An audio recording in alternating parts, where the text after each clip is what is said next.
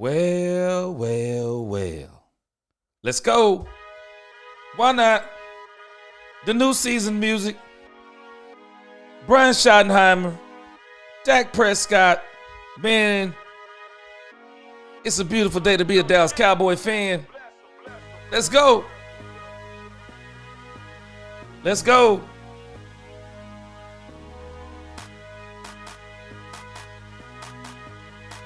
Yep. Let's go.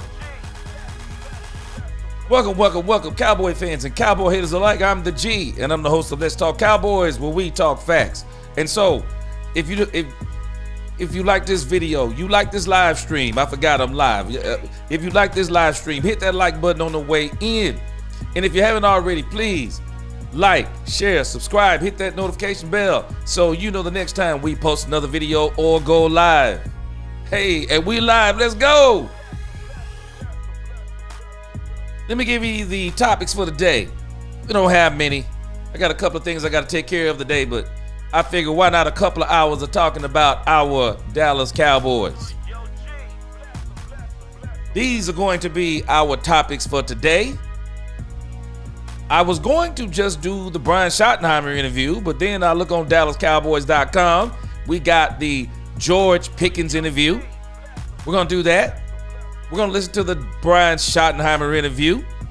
And then, hot off the press, Dak Prescott interview. So, I don't know. I may go a little out of order. May go a little out of order today. I think we may actually do the Dak interview first since it is fresh off the press. So again, let's get a quick greeting in. And then we're going to get into our first topic. Let's go. My man, the dude in the crib. What is going on? Yes, sir. Another great day to talk little Cowboys. C-Base in the crib. Hoodie Kush. What up? What up? In the building. Brandy Mahoney. What's going on? She said, hey, my people. Angie, that Rebel Chicks. What's going on? I'm at work. I'm listening. Yeah, talk to me nice. I see you. Hit that like button. I appreciate you. Kevin Hicks. What's up? What's up? Reality Cowboy, he said, let's go. Ice Cold Cowboy, yes, sir. He said, come with it, G. Gangsta, what's this Gangsta Nip show? Yes, sir. What's going on? Let's go. Hallelujah. Salute. Hallelujah. Gregory Davis in the crib. Let's go. My sister, LaQueen Jackson in the crib. Mr. J, what up with you? Alex in the crib. Salute. Mercedes Davis, what up with you? Let's go. He said, I like your real talk that you do, bro. Appreciate you, Mercedes. Let's do this. Georgie George in the crib. D Kizzle in the crib. What's up with you, Alfredo Morales? Yes, sir. Oak Cliff Rockefeller in the crib. John Jones. 808 Cowboy. Let's go. The Shiesty Brothers. Hey, they calling themselves the Good Fellas. And if anybody know anything about that, them boys saying they gonna be gangster. They taking over the league. All right. Robert Simmons, I see you in the crib. What up? And again, our topics as we get started. Pickens interview, Shotty interview, Dak interview, and then we'll conclude. Let's go. All right, let's see what we're working with today. The Dallas Cowboys, man, and it looks like from what I saw, Dak Prescott is actually back on the field. So I'm actually going to start this thing off with Dak Prescott. I'm going a little out of order today. Y'all forgive me. But Dak Prescott is hot off the press, and this thing just popped up. And I saw what Dak Prescott got cleared for OTAs. The only thing he can't do is contact them. Kind of like, you know, what contact would you be doing? I mean, what contact would you be doing if you Dak Prescott? So let's see what Dak Prescott is talking about right off the rip. Let's go.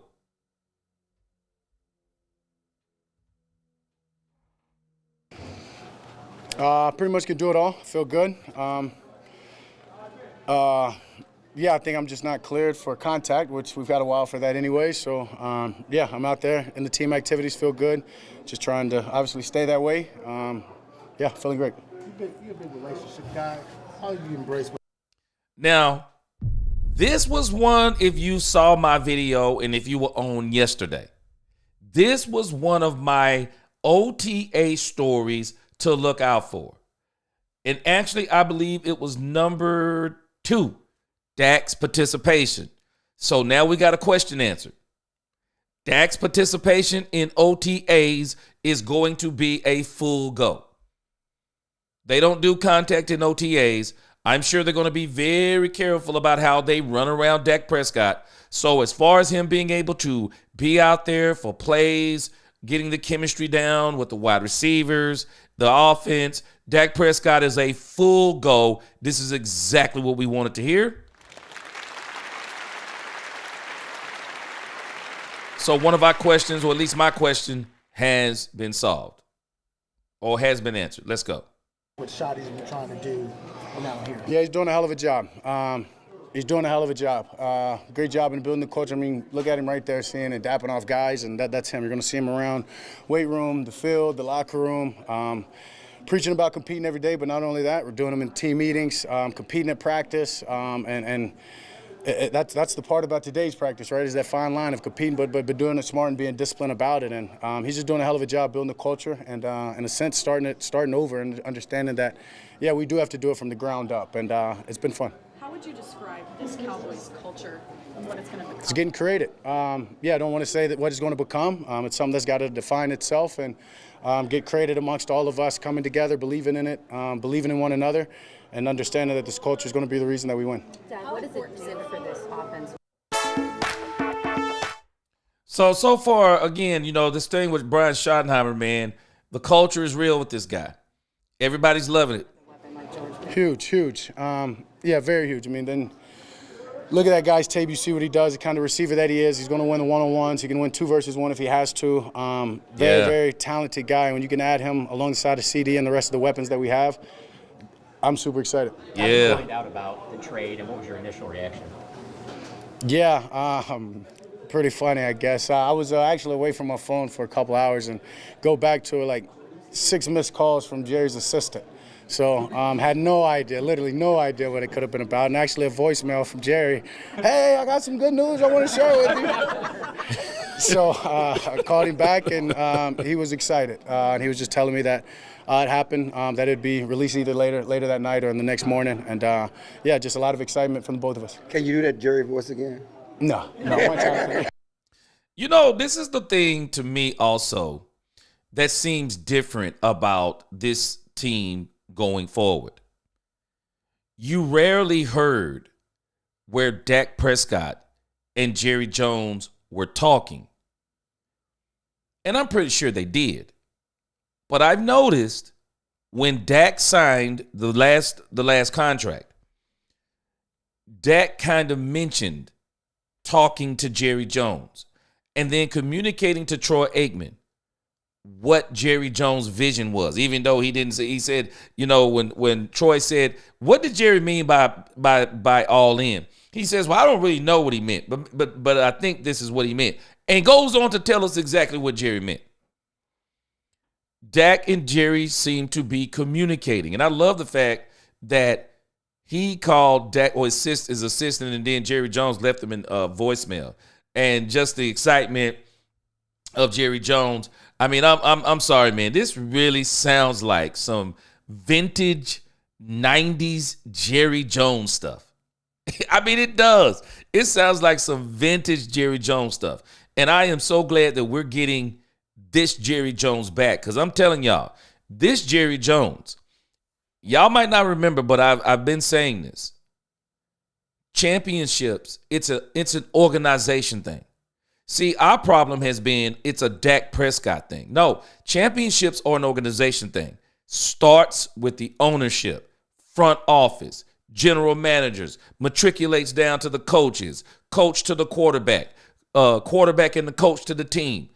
We're finally getting that entire championship type of vibe from this team. I'm not saying we're going to win the Super Bowl this year, but we're getting the championship type vibe. I absolutely love it. Let me read a super chat real quick. Bleeding Blue, appreciate that $9.99 super chat. Bleeding Blue. My man, Bleeding Blue said this season can't start soon enough. It's already started. But I get you, man. We can't wait to get on the pad, get in them pads and get on that field. Yeah. I'm telling you, man, this is one of the most exciting off seasons, though, to me, the Cowboys have had. I can't remember an off season being this exciting.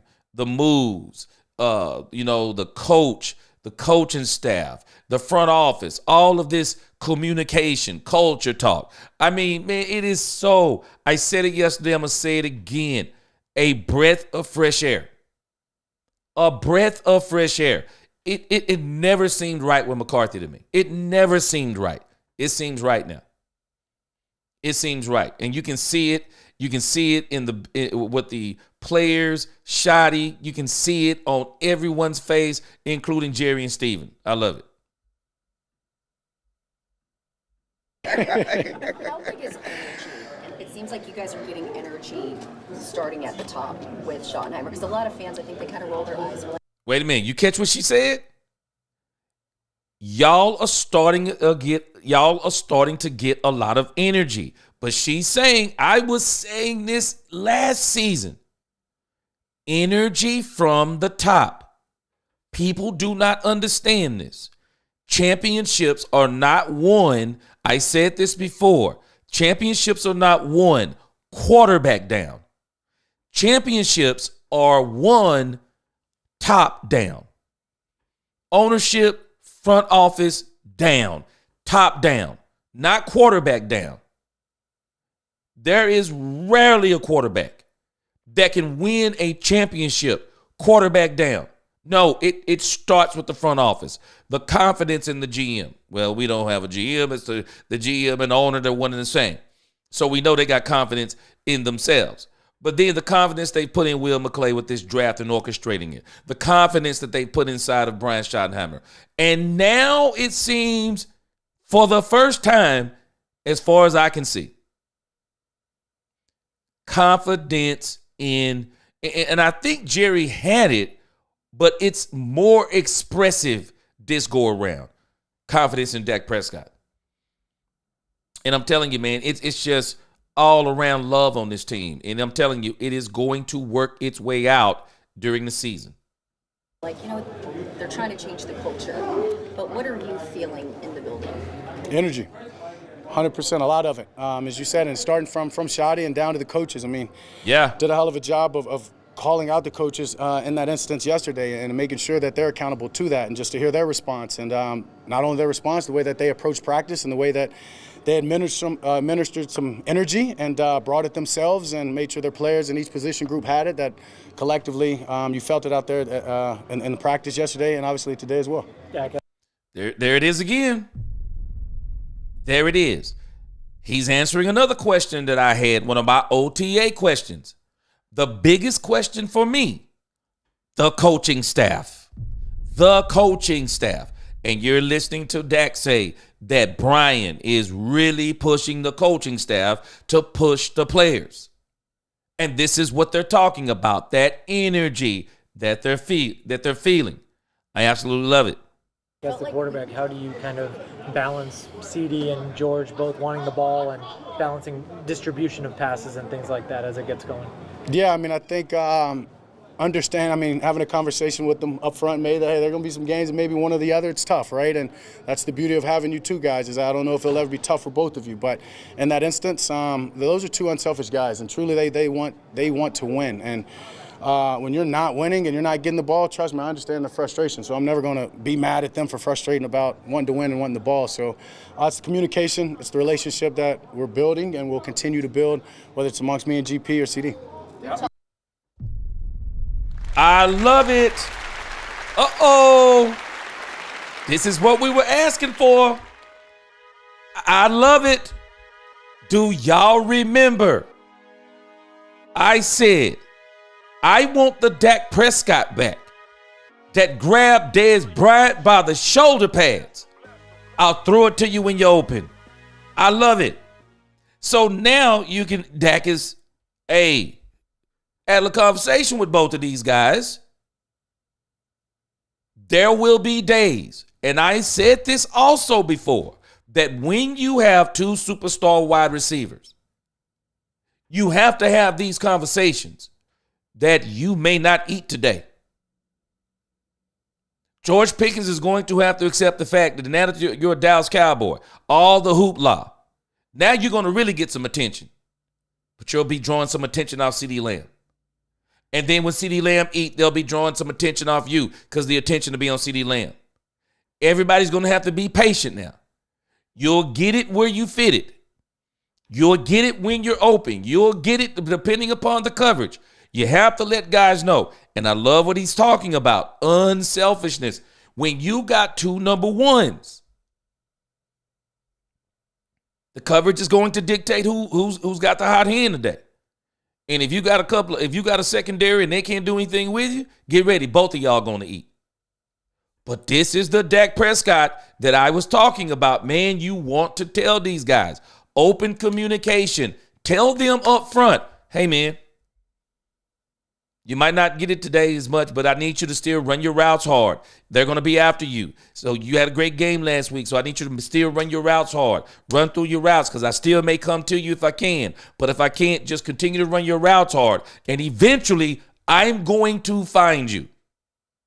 But I'm going to tell you, though, George Pickens is going to be Dak Prescott's best friend because he is that wide receiver. You don't have to wait till he's open. You don't have to wait till George Pickens is open. If you'll just throw it to him to where he can get it at 6'3", if you'll just throw it to him where he can get it, he'll get it. He'll get it. But again, I like how Dak is talking about this. This is how you deal with what's being said, man. You're the leader. You got to have these conversations with these guys. Talked about this in the past. Where you were, like in a normal off season, healthy, all that. Am I behind? No. How did you catch up? Left the season early. I was hurt. Like, excuse me. Like, my off season started way earlier, so that's sorry. Yeah, sorry for the language, but yeah, my off season started way earlier, so that's really essentially why I'm ahead. On top of working with Brett, working with this training staff, and Luke. We didn't think you'd do everything, but you're doing everything. Like they said, you'd be limited and stuff, right? I mean, people say a lot of things about me, man. I just show up, control what I can control, and healthy, trying to stay healthy. Feels good, and yeah, just trying to push the energy and make sure I continue to get better. Y'all remember the narrative? Yeah, Dak Prescott, this injury typically takes about 9 months. No, it does not. Hockey players get this all the time. It does not take 9 months. Yeah, Dak Prescott may not be ready. I knew these people didn't know what they were talking about. I knew these people did not know what they were talking about. Dak Prescott has been cleared for everything but contact. Can somebody explain to me when was the quarterback going to get contacted anyway? In OTAs, in training camp? Nobody's touching the quarterback. That's why he's wearing a red jersey. Dak's going to be fine. He's going to be fine. Not to be a devil's advocate. Really? You've been around here a long time. You guys have had good culture, good brotherhood. Jason Garrett talked about the right kind of guy. Yes, sir. I see you, Alfredo. Yes, sir. So this talk of chemistry and culture has been around here. You guys have said you've had good culture and you've had good brotherhood. Why would it be different this year? Why you said that's going to help us win? Why would it be different this year than in past years? Yeah, I mean, I think one, the approach of how we're building it. I think a lot of times, may in the past, I've said it, and I've maybe just been talking, and not just talking, or naive in a sense of talking about how great just the offenses was, right? And not necessarily the team, and not necessarily offense connecting with defense, connecting with special teams. So, I believe that Schotty's doing it the right way from the top down of take the offense and defense away from it, take the positions away from it, take the coaching and player aspect away from it, and let's connect. And you're talking to one of the most optimistic people I think you'll find. I've seen it the way that is. Now, you notice the language? I was using this language, top down. Now, I don't know if y'all remember last season. We talked about this. Mike McCarthy got late in the season and started talking just Like, Mike, you trying to do this like in the season, bro? Yeah, we're gonna start crossing the rooms. We're gonna let the offense and the D, spend some time in the defensive room, and maybe we're gonna. What are you talking about, bro? The season has started. Man, you don't start cooking and getting the chemistry when the season is going. Man, you want to get the chemistry before the season gets going. You want to get that chemistry going before. And this is why it is so important that Dak Prescott was here. That Dak Prescott's going to be able to run through everything. Dak's going to be able to get his reps. Dak needs his reps. The last time he played was against the Atlanta Falcons. And I see where the dude is saying something that I think that I'm hoping that Brian Schottenheimer answers today when we listen to him. But Micah Parsons not being signed. The Cowboys need to get this done sooner than later. There's no point in prolonging it. There's no point in prolonging it. You might as well go ahead and do it. Let's get Micah signed during OTAs and get this man out there on the field. There'll be no contact, but we need him out there running with the ones. We do. What's going on, Nisi? We need it. We need him. We need him out there with the ones. And so I'm glad everything we're seeing. It's just all coming together slowly but surely. Gregory Davis says, have noticed the media is talking about the Cowboys differently, especially with the coaches and the moves in free agency, the draft and the trades the Cowboys are making, and they're still making moves. Gregory Davis, there are some people in Cowboy land that were doubting people like me talking about Brian Schottenheimer, talking about selling hope, not understanding that hope is an expectation built on facts, not expectations built on no facts. The Cowboys sold me on this concept, not when they hired Brian Schottenheimer. The Cowboys sold me on this concept when I started hearing what they were saying about Brian Schottenheimer. And then the coaches they started hiring around Brian Schottenheimer. I got sold real quick. I was already saying that before they even hired him, the season was going to be different. We're watching it. And I think it's very interesting. Clarence Hill, he kind of called Dak Prescott out because he's saying, Dak, you've said this stuff before. How is it different? Because it's top down. It's not just, and let us get this in our minds, it's not just Brian Schottenheimer. This is coming from Jerry himself. This is top down. This is Jerry. This is Steven. This is Will McClay. This is the front office matriculating down to Brian. And Brian has spread his virus all throughout the front office, all throughout the players. Culture, continuity. I mean, all these things, communication. And now you're seeing where everyone's feeling the energy from the owner down. That's why it's different. Mike McCarthy never had a message that reverberated all the way through the franchise. Jason Garrett did some good things with the Cowboys. Jason Garrett was the one who started trying to get back to the 90s Cowboys. He started trying to get that line, the Travis Frederick, the Tyron Smith, the Zach Martin, the DeMarco Murrays, he was trying to get that 90s Cowboy feel back. He was the Mr. Clap, trust the process. But the problem was Jason's message didn't reverberate throughout the entire building. The last time that I could remember that a message reverberated throughout the entire franchise, I'm just telling you, it was Jimmy Johnson. It's the last time I remember it. There hasn't been a coach since Jimmy, even Bill Parcells. I never felt like Bill Parcells' message reverberated throughout the entire franchise. I never felt that. I always felt, to me, for anybody who can remember the Bill Parcells days, I always thought that it was like Bill Parcells is a very cocky character. He always came off kind of arrogant and cocky. And of course, I know why he was like that, because he knew his stuff. He knew his stuff. Old school coach, won Super Bowls. He was very cocky with the Cowboys. Never got that thing where the message reverberated. It's happening with Brian Schottenheimer. And this is that energy that they're talking about. And this is why Dak is saying it's different. It's going. I see the way that people are buying into it. Yep. And it's hard for me to think anything different. Yep. We talked about this before. Sometimes when coaching the younger generation requires a different approach too. And I feel like Shotty, and I'm just curious your thought, it feels like it's almost like a college coach energy that he's bringing to the NFL. Is there something to that with the way he's coaching some of these younger guys? Let me answer that before Dak do. Let me tell you what she's saying. Yeah, Brian Schottenheimer knows how to coach these YNs. That's what she's saying. Yeah, he know how to coach these YNs. He's not disconnected. He's not disconnected. I had a friend of ours, daughter, tell me last night.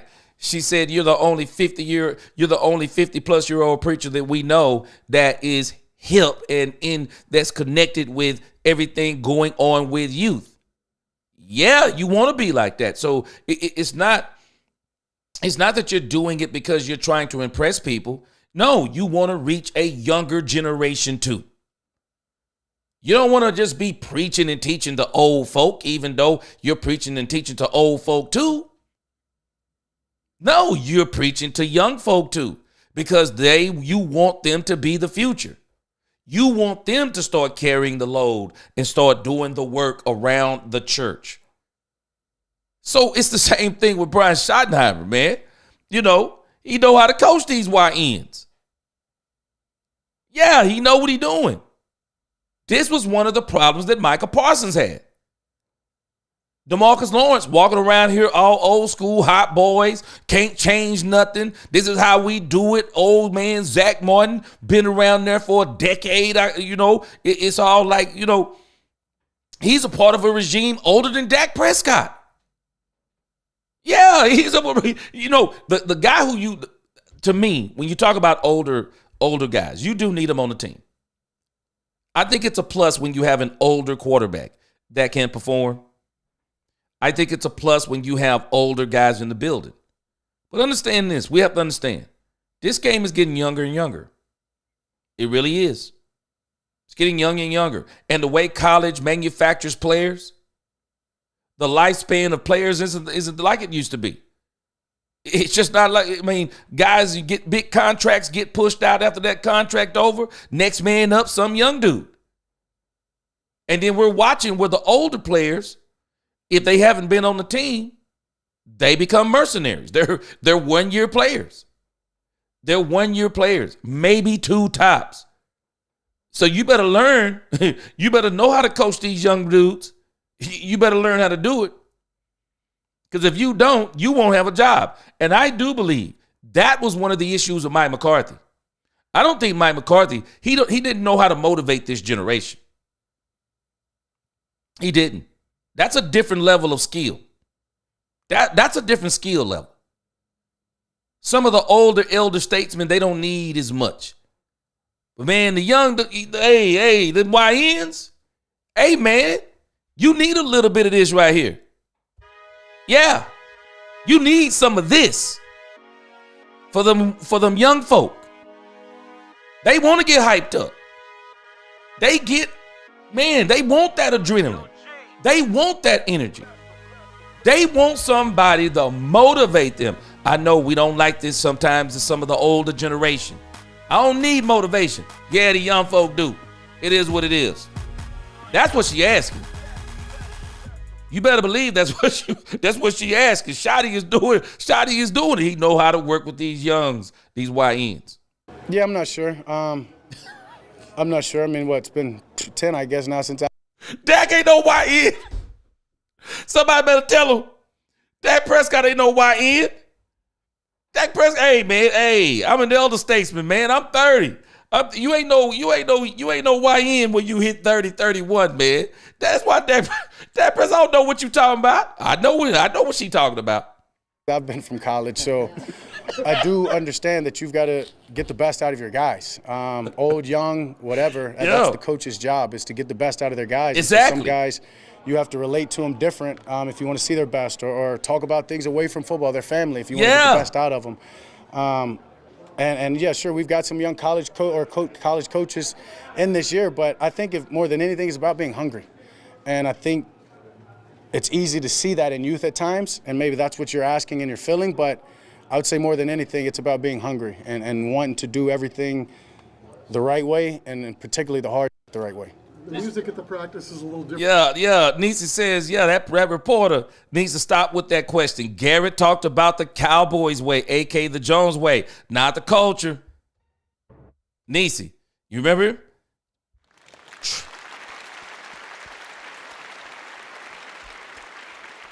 Jason Garrett, trust the process. Throw an interception.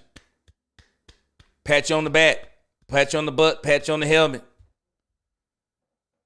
It's not the same that Schotty's doing something different. That's why it feels different. And again, did y'all catch what she said? He's bringing a college atmosphere. You know who else knew how to coach young folk? And why that team became a championship team? Jimmy Johnson, straight out of college. He knew how to, he got that atmosphere. He brought that energy in practice. Go back and look at some film on Jimmy Johnson in them practices. It wasn't a dull moment. Brought that energy. And you need that when you're talking about these young men. You need that type of energy. That got his own energy. He's an elder statesman. He's the quarterback. He's the leader. He's got his own energy. But them young dudes, you got to bring, man, hey, you got to play that music at practice. Yeah, you got to play that music at practice. Get a little pep in your step in practice, little movement. They need it. I'm just saying. That's why Dak Prescott, I don't know. He ain't no YN. Shoot, man, Dak about to be married with children up in this thing, man. You about to be married. Boy. Todd Church, man, you know what I'm talking about. D-Block, he said Jerry's doing okay, but I'm still not all in on him, bro. Hey, man, you already know me, D-Block. I told y'all already I was all in. When Stephen Jones said my goal is to build the best roster in the NFL, I was already in right there. Until he showed me something different, I'm in. The dude, he says, feel like Micah not being re-signed is more than money behind the scenes. It's not money. I don't think it's all money. He said, I think Jerry's willing to pay Micah that top edge money, but he's got to accept a move to linebacker, which is his natural position. Yeah, the dude, there's something else going on with Micah Parsons. I don't think it's money. I just can't see it being money. Whether it's how they're going to use him or I don't know, the years, the guarantees, something. Yeah, it can't be just money. It cannot be just money. Oak Cliff Rockefeller numbers got aligned correctly. I think it's more than numbers. Yeah, there's something else going on. Warren Miles. Boy, let me tell you, Warren Miles. I will not get to it today because we're going to watch these interviews. I am going to blow our socks off because I'm going to show you there is a mythology out there about Brian Schottenheimer and his offensive play calling. I'm going to show you. There is a mythology out there about Brian Schottenheimer, and we're going to be run heavy and this and that and this and that. Okay, you keep believing that. He going to run the ball, but run heavy? I'm going to show you something. I'm going to show you something about Brian's history. It's right there in the numbers. It's right there in the numbers. I'm going to show you what Brian Schottenheimer is going to really look like. And I'm telling you, man, you just wait. The dude, not a full-time move to linebacker for Micah, just at certain times on the evolutionary scheme. Well, I think that you have an opportunity, the dude, and the Cowboys can't miss this opportunity. They are a pass rush heavy team. Why would I not want, y'all tell me, why would I not want Donovan Ezeraku, Dante Fowler, and Michael Parsons on the field at the same time? Why would I not want all three of them on the field? Mozzie Smith, Oso Digizua. Why would I not want that entire cast?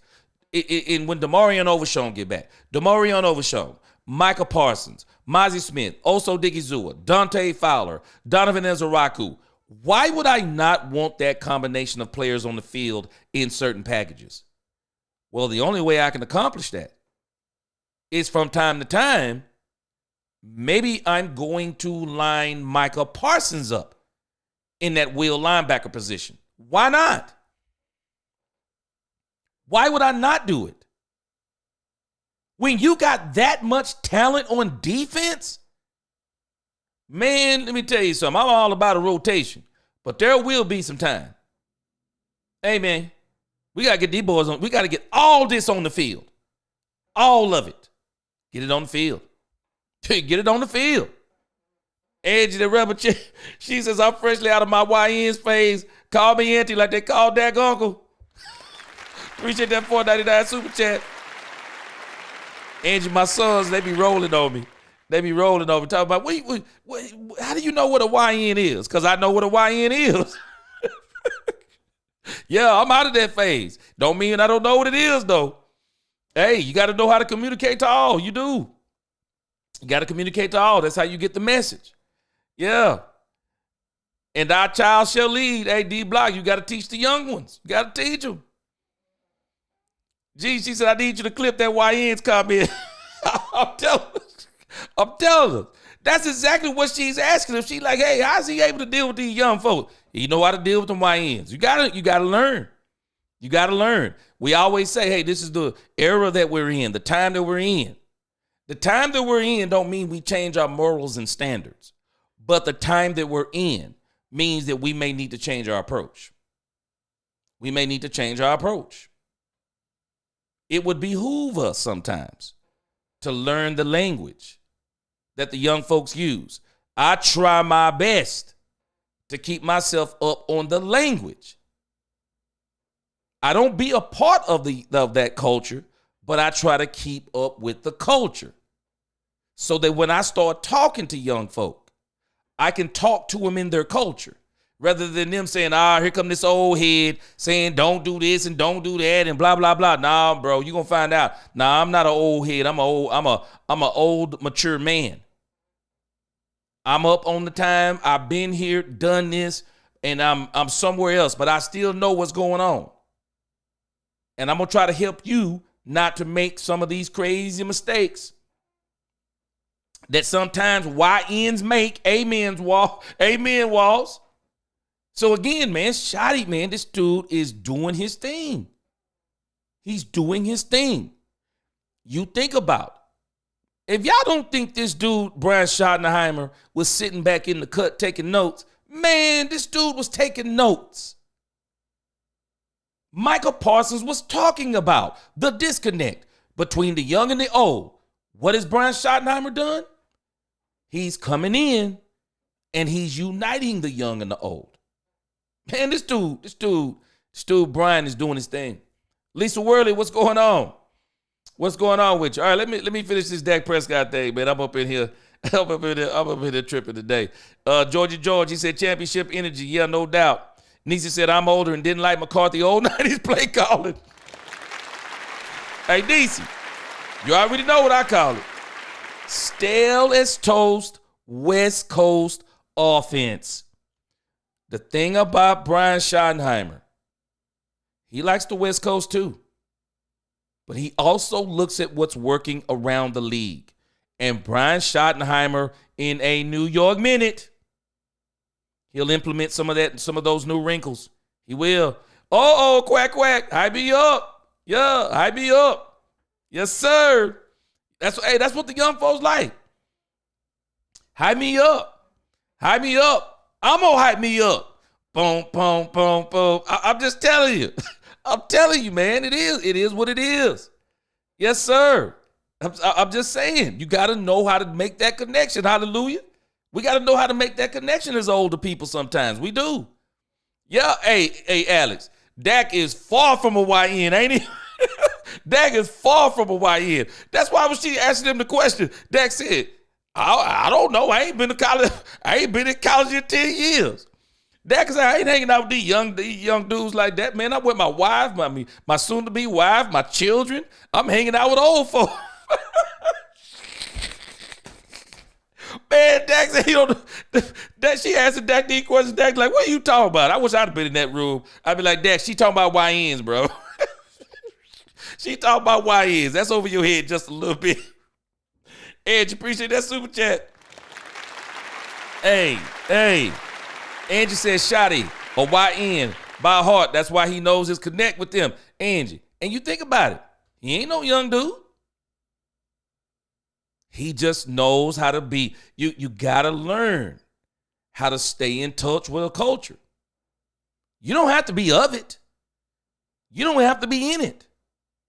But if you want to reach people in it, if you want to reach people of it, then you need to do your due diligence.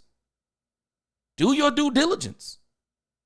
So that when you start communicating, you're communicating in ways that the young folk respond. Oh, we ain't gonna have no music playing in here. You know, some of the time the older folk come in, yeah, I want to hear all that old boompity boom. Young folk looking at each other like, who is this dude? Who this dude killing the vibe up in here? No, man, understand how these people operate these days. And then still instill in them morals and values. Once they see you understand, they will listen to you. They'll listen to your advice. They'll listen to things that you're saying. Because when you walk away, they'll be like, hey, man, he older, but he get it. She older, she older, but she get it.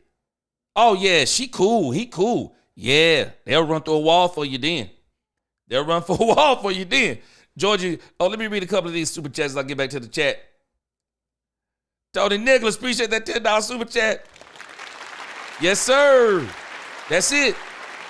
Dak isn't a young'un. He's the face. But Dak can talk to them and show them how to get the bag. See there. As CD. Stone on the sideline almost cost him. Sure did. But I believe CD has learned. And this is why CD is going to be such an asset for George Pickens. He's an asset for George Pickens. And Dak Prescott, he know how to talk to him too. Dak Prescott is a CEO on the field. But do you notice how Dak talks? Because when I first heard Dak talk on Hard Knocks, I was kind of like taken aback because I was like, wait a minute. What's this language that Dak Prescott is using? I mean, Dak Prescott, he don't have the cleanest language himself. Dak Prescott don't have the cleanest language himself.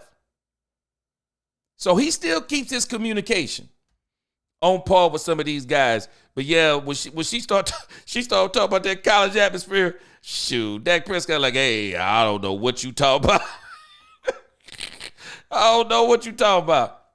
Georgie George said Micah's a studded linebacker. Man, I think that Micah Parsons could literally be the best linebacker in the league. YouTube user 52. Boy, I hope they don't. You know what? I don't know if he'll play on a franchise tag. I don't know if he'll play this season if they don't extend him. I don't know if he'll do it. All right, let's just finish this Dak Prescott. So I want to move on to George Pickens. Let's go. Different too. Obviously, was there any kind of a fight to try to see who's going to control the music and who is controlling the music? That's a shoddy question. Don't pay attention to it. Don't care. I love the vibe when it's on, but it's just like crowd noise. You hear it when you want. Wait. Do y'all know I haven't heard this interview? Isn't it funny? They're talking about the very stuff that I'm talking about when you deal with young folk. What did I just say? I have not watched this. I promise you it just came up. What did I say? Some old person walking in the room. I don't want to hear that boopity boom. Turn it off. They're asking him about the music. They're asking him about the music. Why in music? Anybody? I'm just telling them. These young folks different. They want some of this when they come into the locker room, when they go on the field. They want that music that gets you hyped up. Hype me up. They saying, hype me up. That's why they're asking these questions. Dak Prescott, CEO, elder statesman. Hey, man, you know what I'm saying? I'm not into it, but I'm also not going to break it up. Why? I like the vibe. I vibe with these young guys. I vibe off these young guys. I like it. I'm not going to trip on it. Music, that's not me. Ask Shotty. Shotty's in touch. Shotty said, far be it from me. I won't be that quote unquote as the young folks. And young folks, don't call the old men old heads, but I understand what you're trying to say. Because in a sense, it's kind of an old way of thinking. Shotty saying I'm not that guy. I'm an older man, but I understand the youth. This what y'all like? What does it hurt? Let's do it. I'm telling you, man. I'm telling you. This dude, Brian Schottenheimer, is different, man. This man is different. I'm telling you. I love what he doing. Dak said, hey, that's a Shotty question, man. Don't get me in that music stuff. But I like the vibe. That's what he's saying. Neo, not from the Matrix. Appreciate that super chat.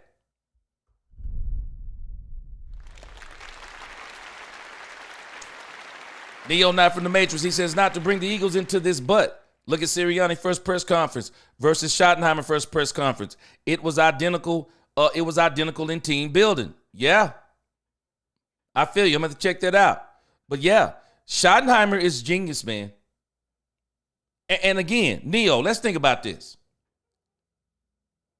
Brian Schottenheimer was able to see what not to do. Let me tell you something. You have to take advantage of that in your life. When somebody shows you what not to do, how do you know it's what not to do?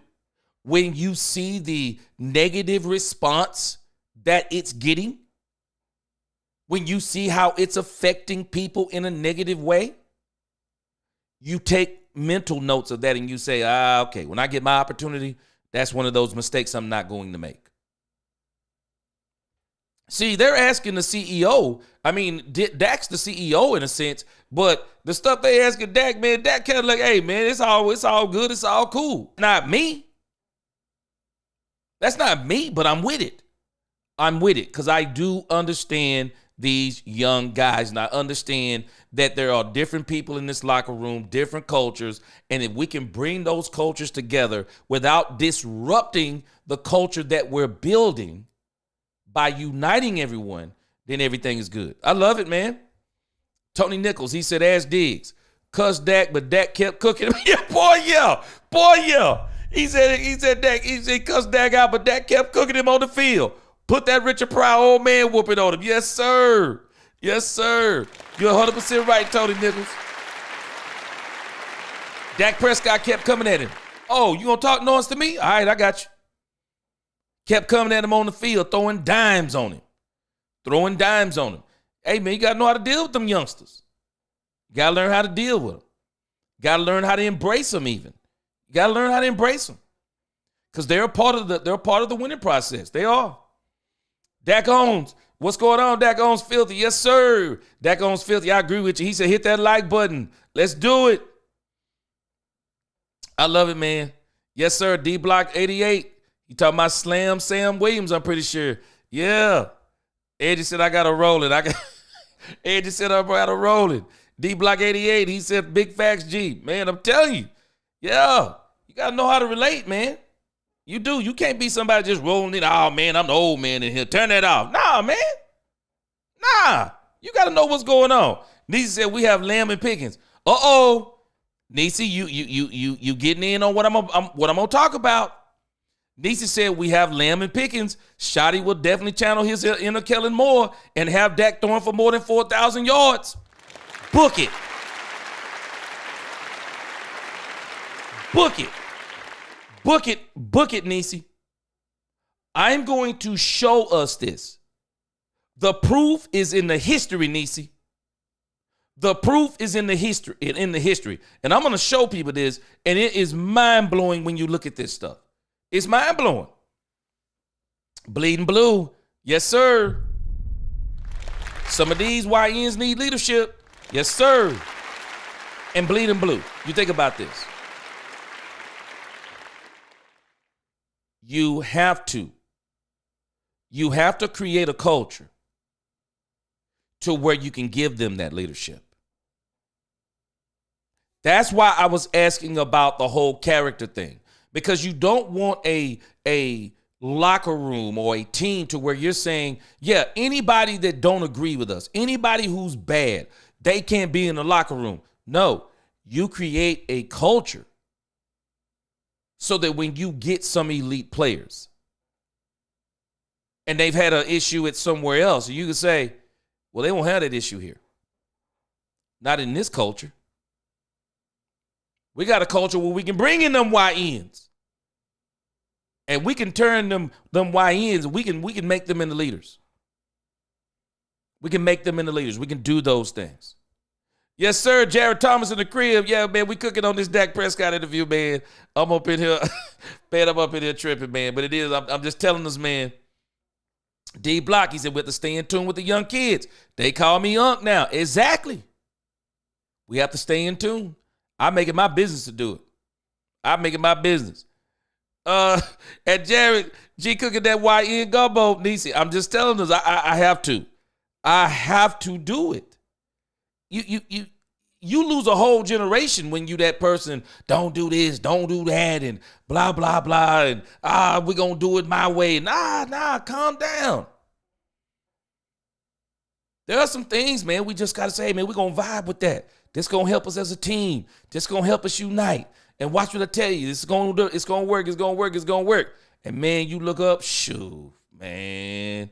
Hey, you better believe D Block 88. Dak is Unc now. Yes, sir. Dak is 31 years old. He's not a YN. He's an elder statesman. He's a CEO. But he got to keep it. Hey, he got to keep in communication with them youngsters. He does. He got to lead them. All right, let's listen to the rest of this. We're gonna get to our man George Pickens.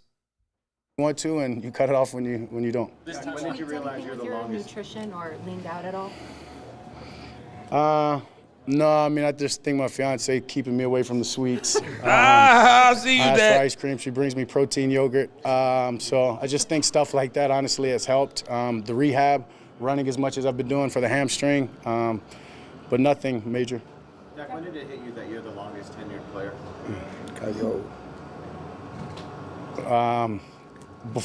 During this offseason, I guess before the D-Law signed with Seattle, I knew if he did that, if Zach retired, that would leave me in that position. And yeah, I mean, it's cool. It's amazing how fast it happens. Yes, sir. Yeah. It's gone before you know it. For granted. And you mentioned how fast it goes. Like, did you find yourself this offseason going back thinking about 16 and the playoffs and every year that you've made it and things like that? Have you reflected because of that at all? Yeah, sure. I mean, there's reflection here and there, especially, I mean, yeah, when you're injured, at the time that I was injured, as long as I was injured, different games. Love you too, Sammy, and Big Nate. There was time for that reflection. And yeah, it just makes you that more humble, that much more hungry, and blessed. Blessed to be here, blessed to be doing what I'm doing, walking through these doors every day, playing the game that I love. He called you the old guy in the room. Fair, yeah. Okay. I'm the uncle. The guys in there say that. Yeah. Yes, sir. That'd be uncle. This time last year, CD wasn't around because of a contract holdout. How different is it being able to have him from day one in the OTA? Yeah, that's huge. That's something that hard to even compare the two because they're so different. Just having him here in OTAs. Yeah.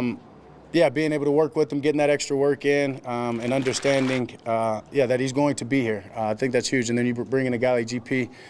We're getting ready for game one now with the guys here. Any position. I mean, I don't know if that's fair in 2 days of being on the field.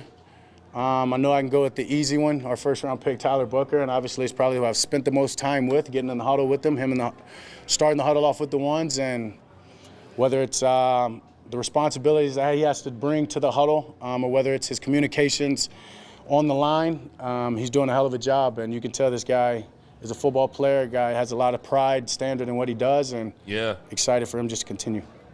Yeah. Thank you. Perfect. Thank y'all. Yeah.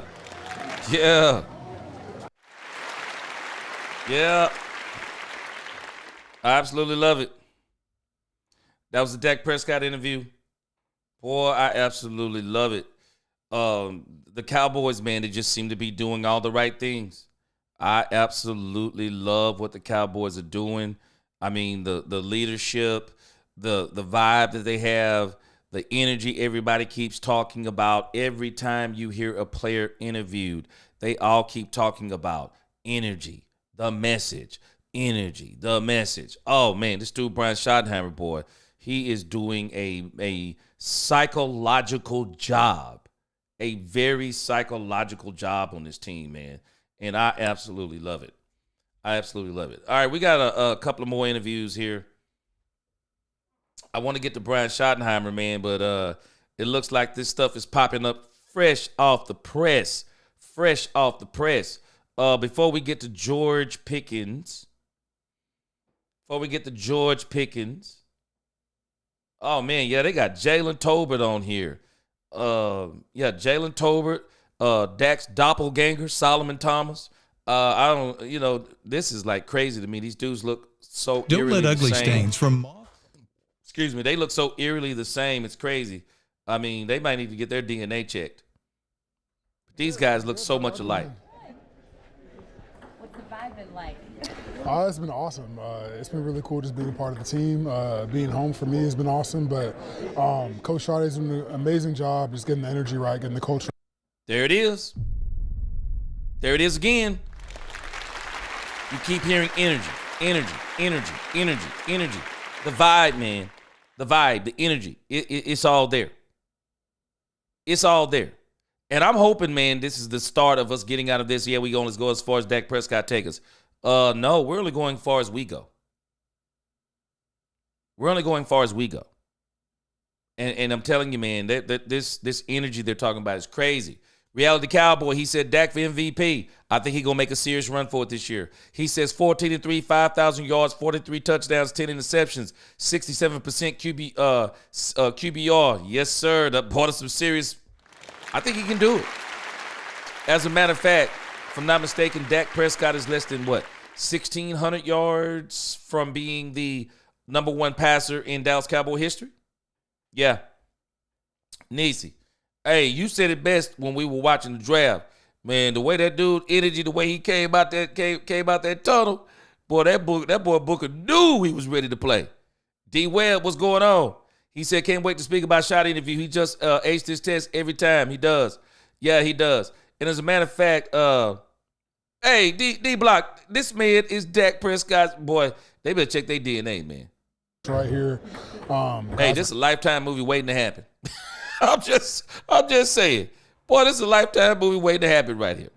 All right, so what we're going to do. Matter of fact, I may save the other interviews for tomorrow. Let me stay on task. Like the Cowboys stayed with their draft board. Let me stay with my board up here. I went to the Dak interview first. We're gonna hit George Pickens. I'll save some of these other interviews for the next live stream. We're gonna hit our man CD Lamb.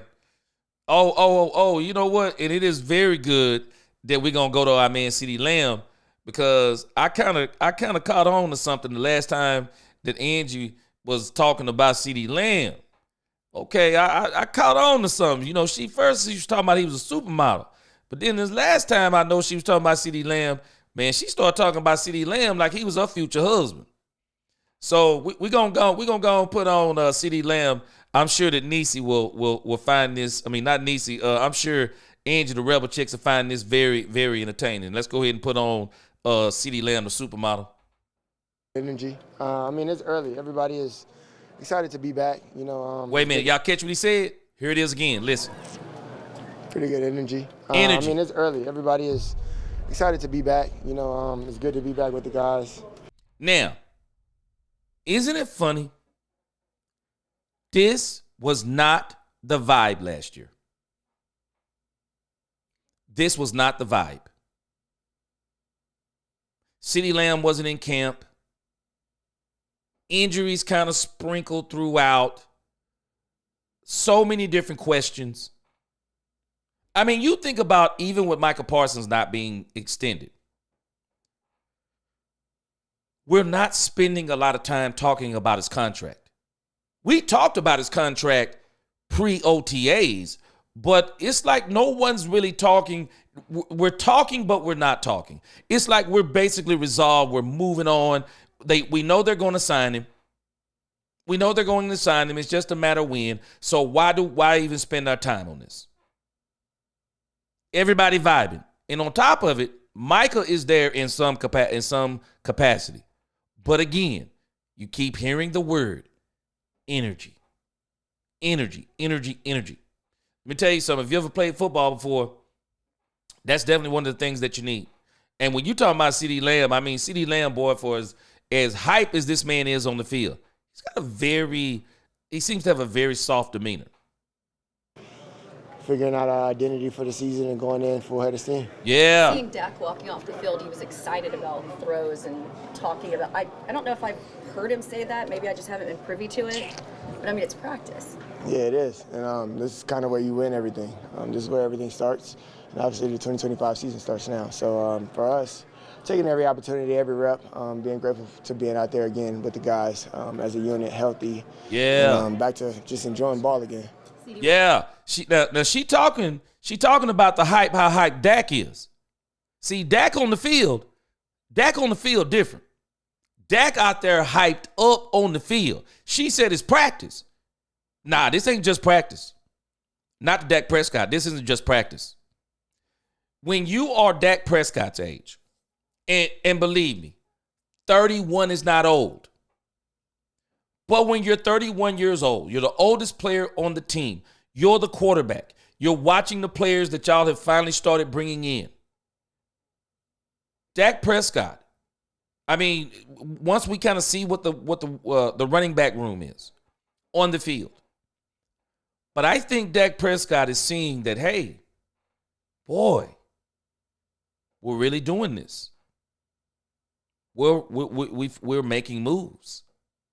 We got some players in here. Man, we got George Pickens. We got Jaden Blue, Donovan Ezraku, Tyler Booker. Man, we got players. And we might be one or two players away from blowing the roof off this thing, man. Dak is cherishing every moment. Man, he's 31. Dak is on the other side of his football career now. I mean, unless he tries to play to his 40 or 45, I got a strange feeling that's probably not going to happen. It could, but man, that's a long, long career. Not everyone does it. And not because they can't. Some choose not to do it. They just choose not to do it. So, Dak, boy, he looking at that window. And it's wide open right now. And this team is possibly 1 to 2 players away and a season away. And if people keep tripping, you never know. We didn't think the Eagles were going last year. Troy said they didn't think they were going in 92. Man, you mess around and get the right combination and you catch on fire at the right time with what they're doing, the energy, the culture, the communication, the players. Man, you mess around and catch on fire at the right time, boy, you'll find yourself somewhere you never thought you were going to be. And I'm talking about a good place. What up, Marcus Rowe? He said it before and I'll say it again. Coaches create culture. Yes, sir. The Joneses have spent 30 years creating an environment. Big difference. Yes, sir. Yep, I love it.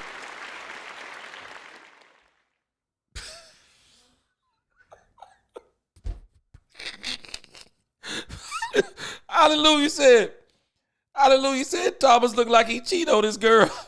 Boy, you tripping. Boy, you killing me.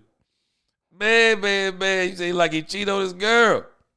YouTube, he said, I'm sorry, but Terrence still got to go. Switch positions. We're going to see. We are going to see. Yeah, ice cold. I think he's going to have his best 3 years. I don't think this season is even going to be the best season. It's going to be the best season to date, I believe. I agree with you.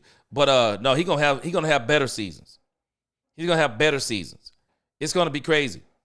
The dude said Pickens can't wear 14. That number it's going to be retired for the red rifle. Andy Dalton, boy, stop it. Pickens can't wear number 14. That number is going to be retired by Jerry for the red rifle. Okay, you talking about the mascot? I see you, Angie. I see you, Angie. What you think about the grill? I was just about to ask you, what do you think about the grill? CD going YN style. He got the grill. Hey, Niecy, I done caught on. There go a husband right there. I done caught on now. I caught it. All right, let's see here. Let's finish up my man CD. What most excites you about Pickens? Everything. His demeanor, everything that he brings to the table, deep threat ability, able to block, and the energy he just brings to the game. How long did it take you to get normal again with your shoulder? Man. The longest. I want to say a good 5 months of real recovery and rehab. I don't know. I'm grateful to have 2 arms. I can tell you that. So. Can you talk about your relationship with George? Clearly, you guys knew each other before the before the trade, and how you guys can work off each other. Man, we complement each other very well. Obviously, he's a tall figure. Obviously, his ability to go up and get the ball at the highest point is amazing. I don't think. Yes, sir. I appreciate you, Matt D. Matt D said G takes 8 hours to watch a 2-minute video. He said he takes 8 hours to watch a 2-minute video. He said he's a surgeon that breaks it down thought by thought, sentence by sentence, and he said I love it. He said I love it. He said he's changed the way I watch. He said he changed the way I watch interviews. Hey, I appreciate you. Hey man, I do that. I do that in the pulpit too, boy. I be breaking it down, man. But again, man, I get caught up in some of these words. And it's funny to me when you listen to CeeDee Lamb here talking about George Pickens. He knows what this dude is. He knows what he is. He's watching the tape and he knows what he is. And the thing that I think is so powerful about another reason of why I believe and understand why CeeDee Lamb is not threatened by a player like George Pickens is because they're 2 different types of wide receivers. Amari Cooper and CeeDee Lamb were not as opposite of receivers as these 2 receivers are. They are the perfect complementary receivers. George Pickens won't actually require as many targets as CeeDee Lamb. CeeDee Lamb needs targets because he eats up yards after the catch. He owns the field once he catches the ball. That's not George Pickens' game. George Pickens eats up the field vertically, chunk yardage, contested, crazy throws. George just goes and gets it. Doesn't mean he can't do some of that stuff. That's not really him. George Pickens to me is more of a Dez Bryant, Michael Gallup hybrid type of wide receiver, and really kind of like an Alvin Harper-ish wide receiver, but I think he might be a little bit better than Alvin Harper was, and Alvin Harper was a monster. But George eats up yards. George Pickens eats up yards. And CeeDee Lamb, you can tell he's watched tape on him. He know what he is. Oh, he's excited. CeeDee Lamb gonna eat with this dude here. Anybody in the league that can really, he's up there with the guys in the league. Yeah. You know, as far as 50-50 balls, deep threat, anything as far as running routes, it's pretty good.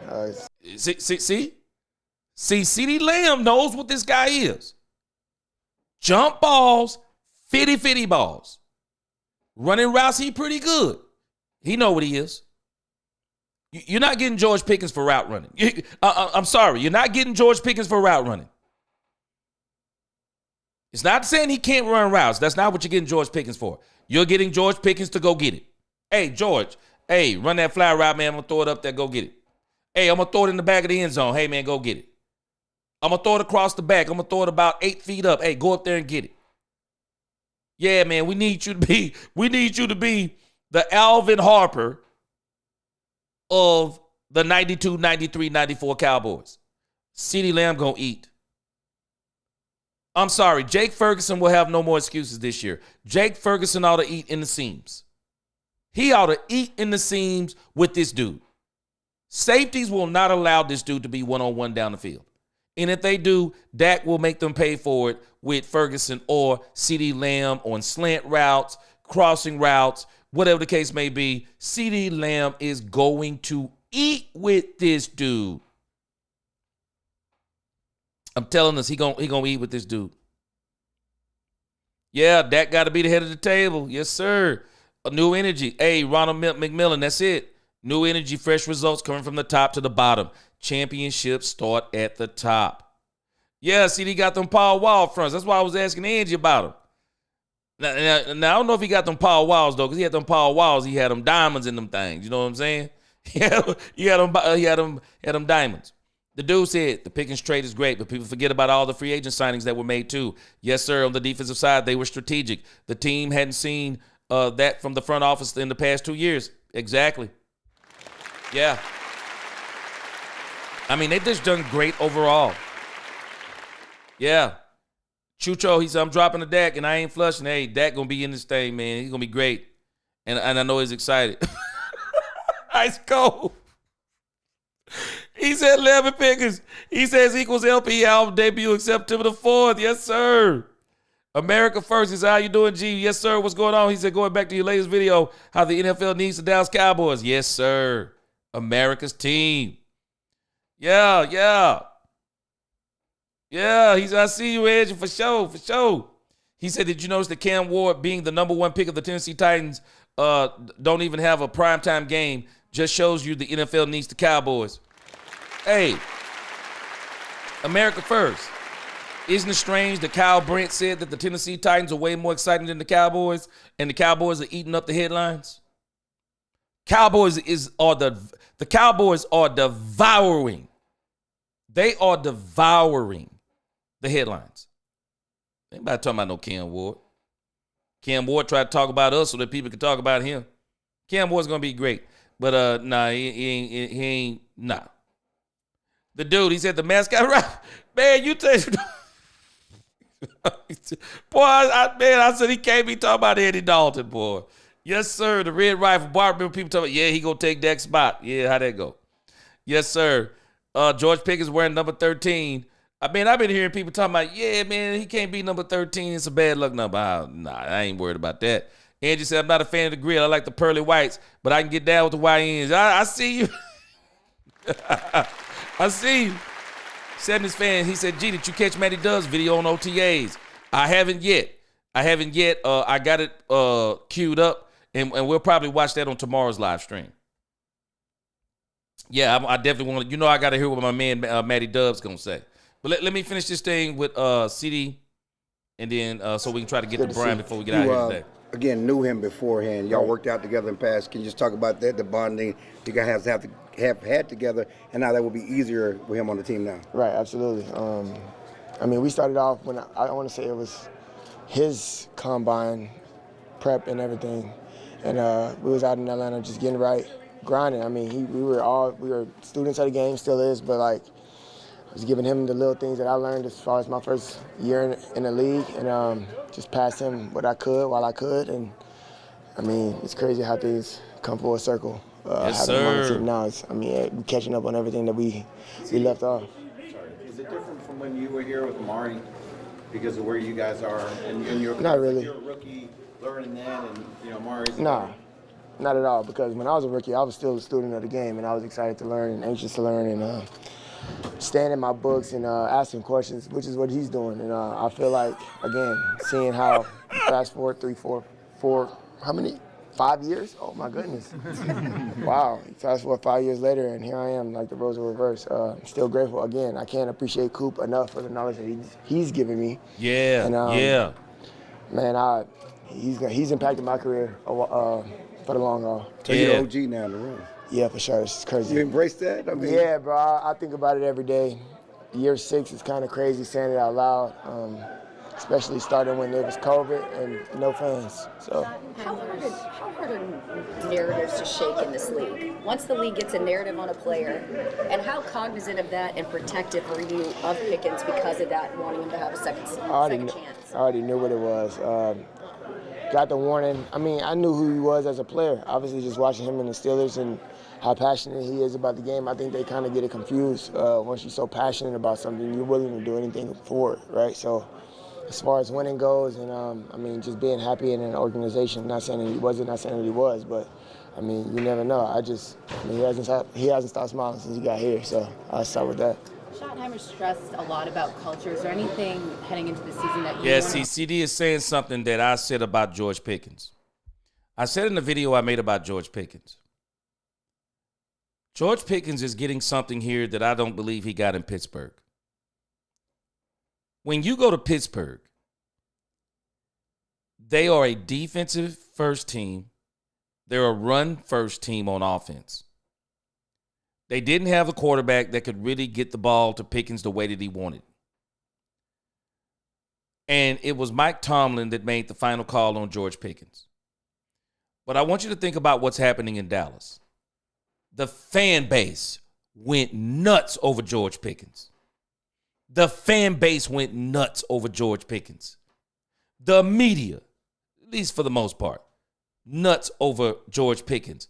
The front office, nuts over George Pickens. The players, nuts over George Pickens.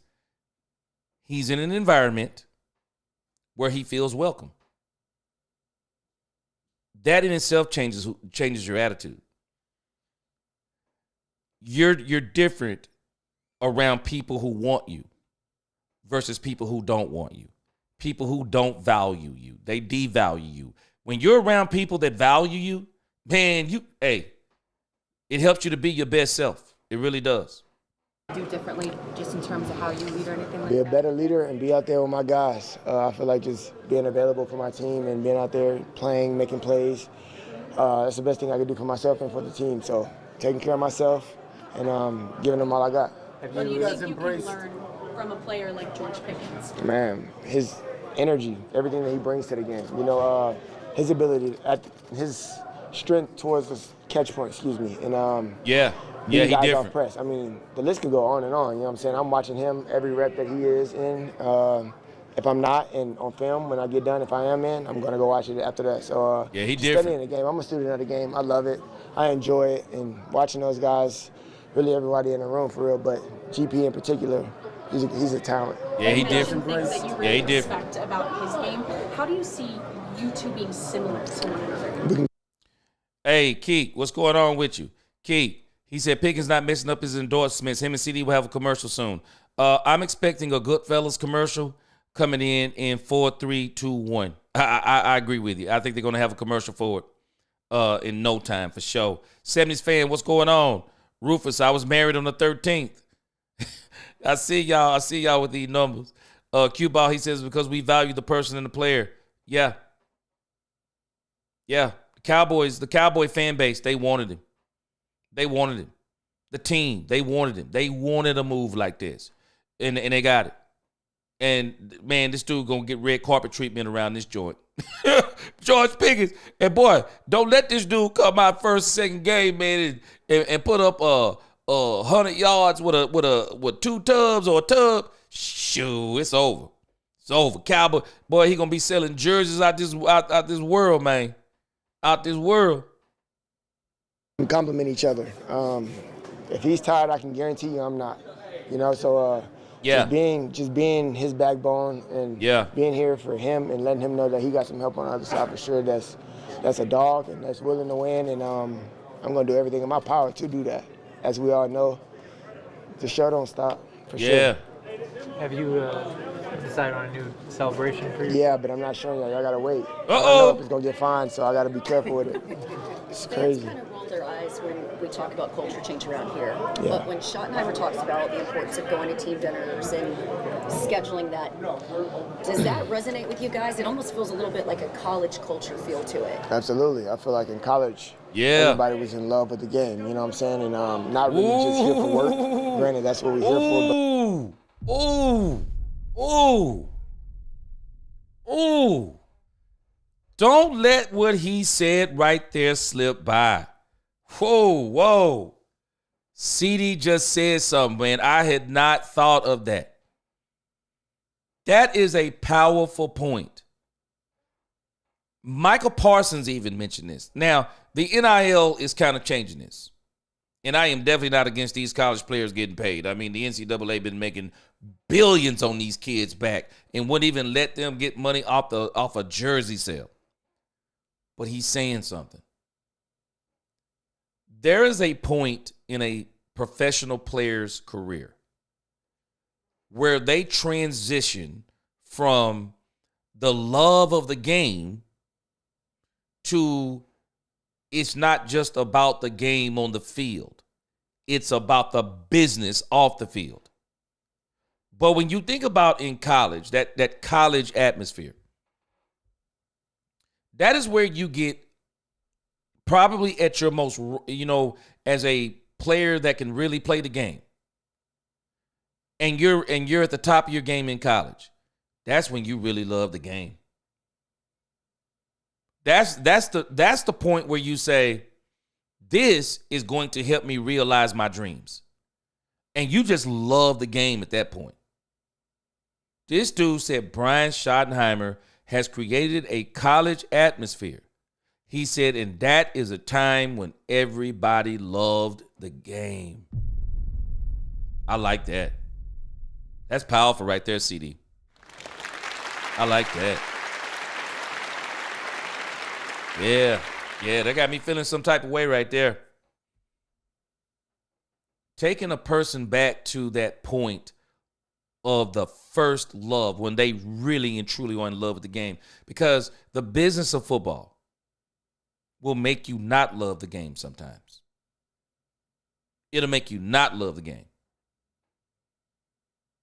But just being in that mindset of loving the game, boy, it's a whole different mindset.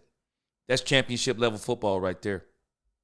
Championship level football. But just being a student of the game, loving what you do, perfecting your craft every day, and being present, being where your feet are.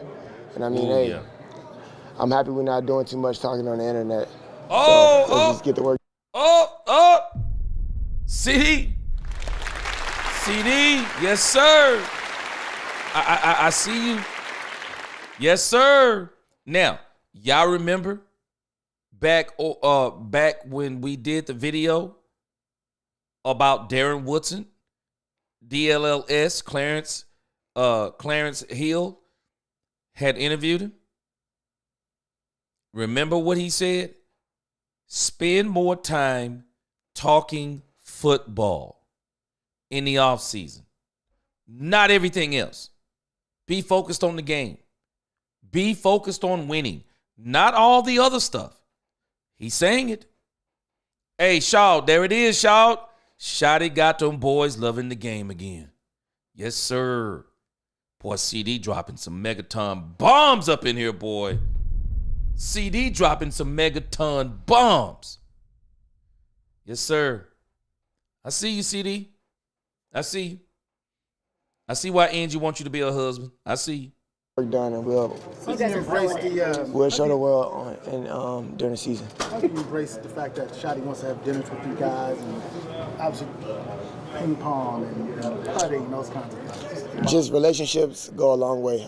Building trust within each other and having an open conversation, open dialogue about anything. So when things go on during the season, I mean, it's pretty easy. We've already built that bond. In the off season, we've had plenty of talks. So, if he asks a question like, what do I see? Or he asks how they guard in GP or, things that they can't see that I can see, I'm open and telling them. So, that's a great start. This time last year, you were in a contract holdout and missed OTAs.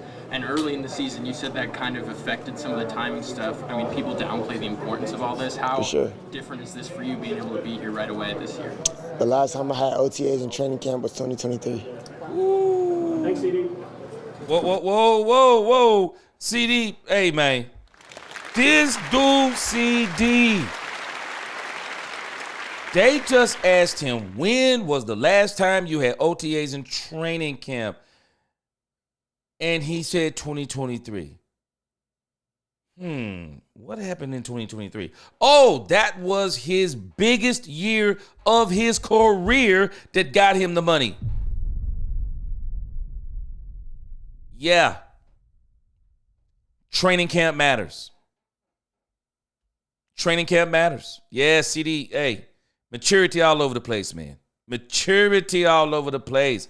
Man, I appreciate you, Davion Wallace. He said, get those likes up. Yeah, man, I love it. I love everything I am hearing from this Dallas Cowboys squad.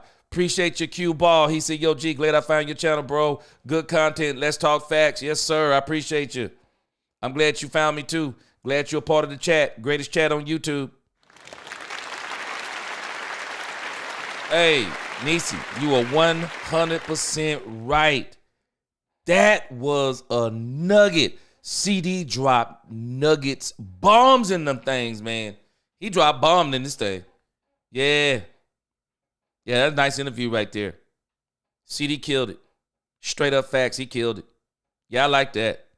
CD got that, yeah, Angie said that part. Yeah.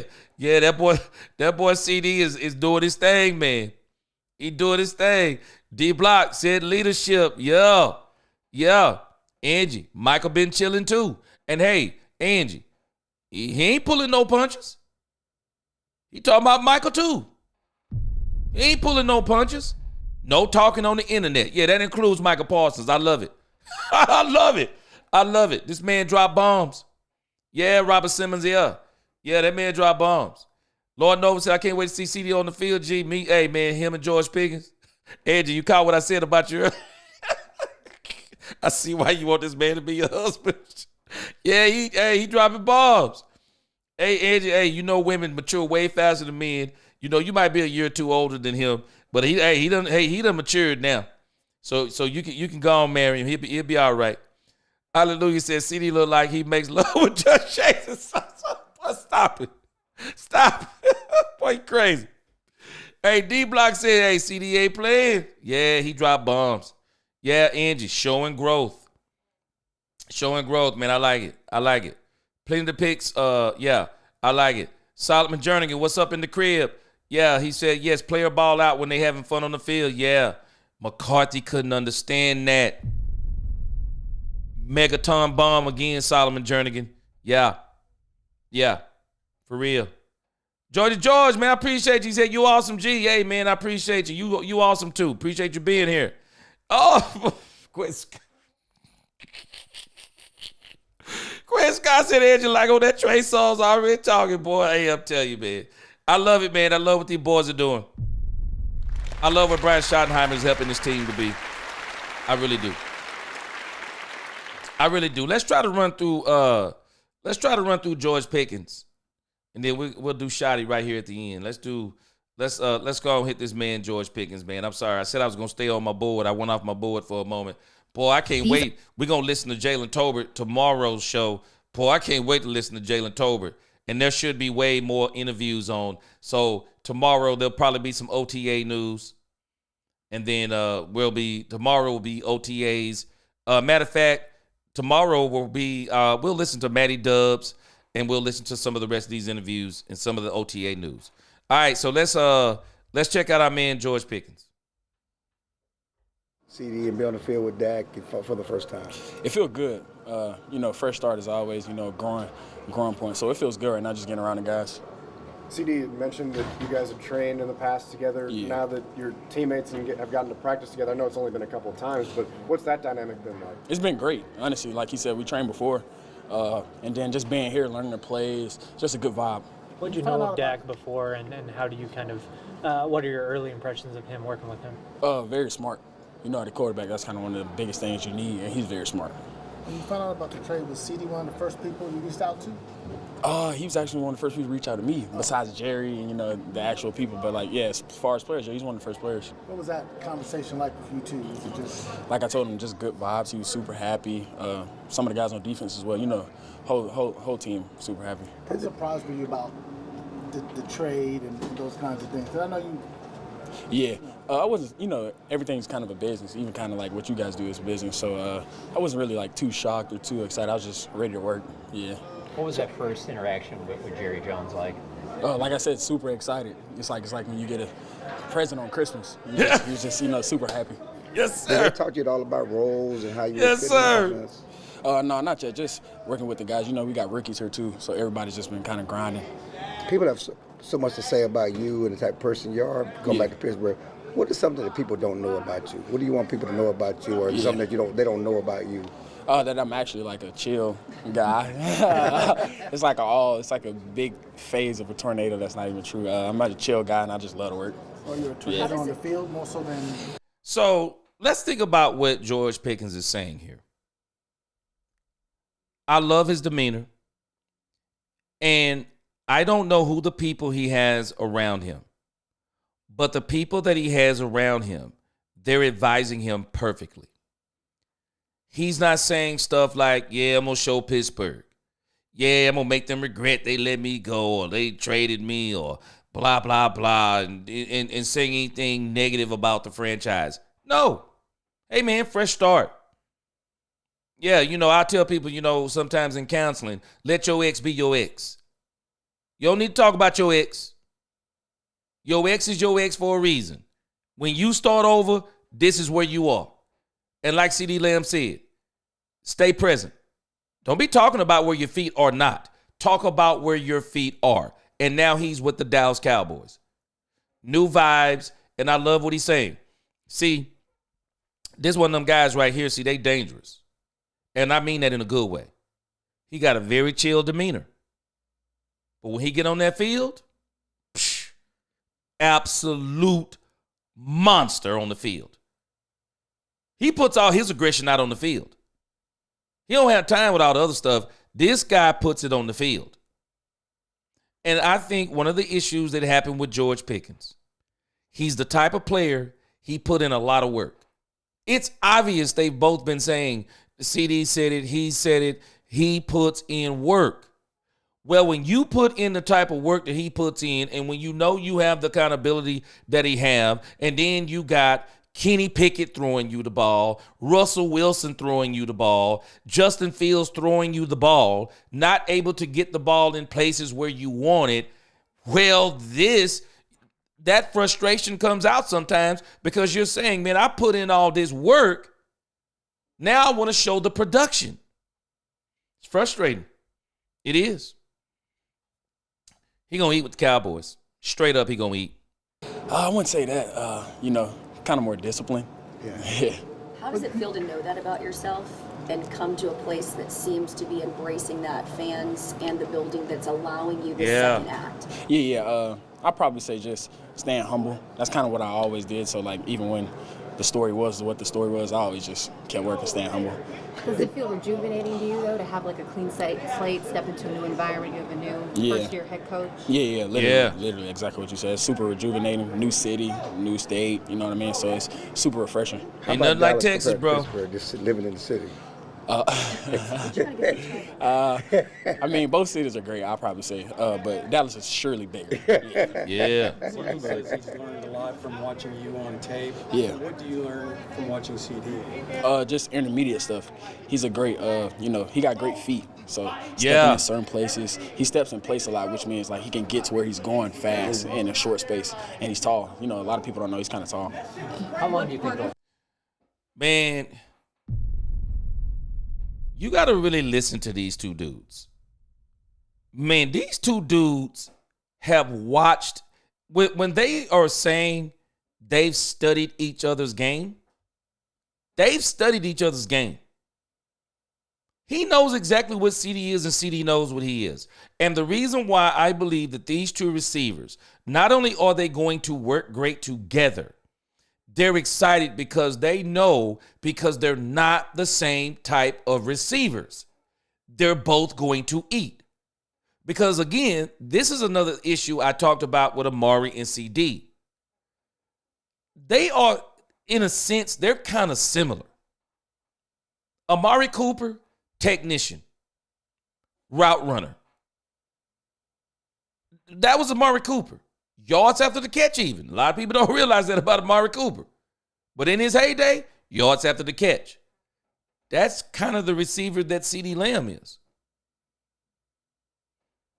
You need a different type of wide receiver. Because you imagine, you're in the secondary, and you're playing against CeeDee Lamb and Amari Cooper. CeeDee Lamb and Amari Cooper play similar to each other. Well, when we're getting ready during the week, we're really preparing for one guy, even though we're preparing for two. They have very similar styles, so we're not tripping.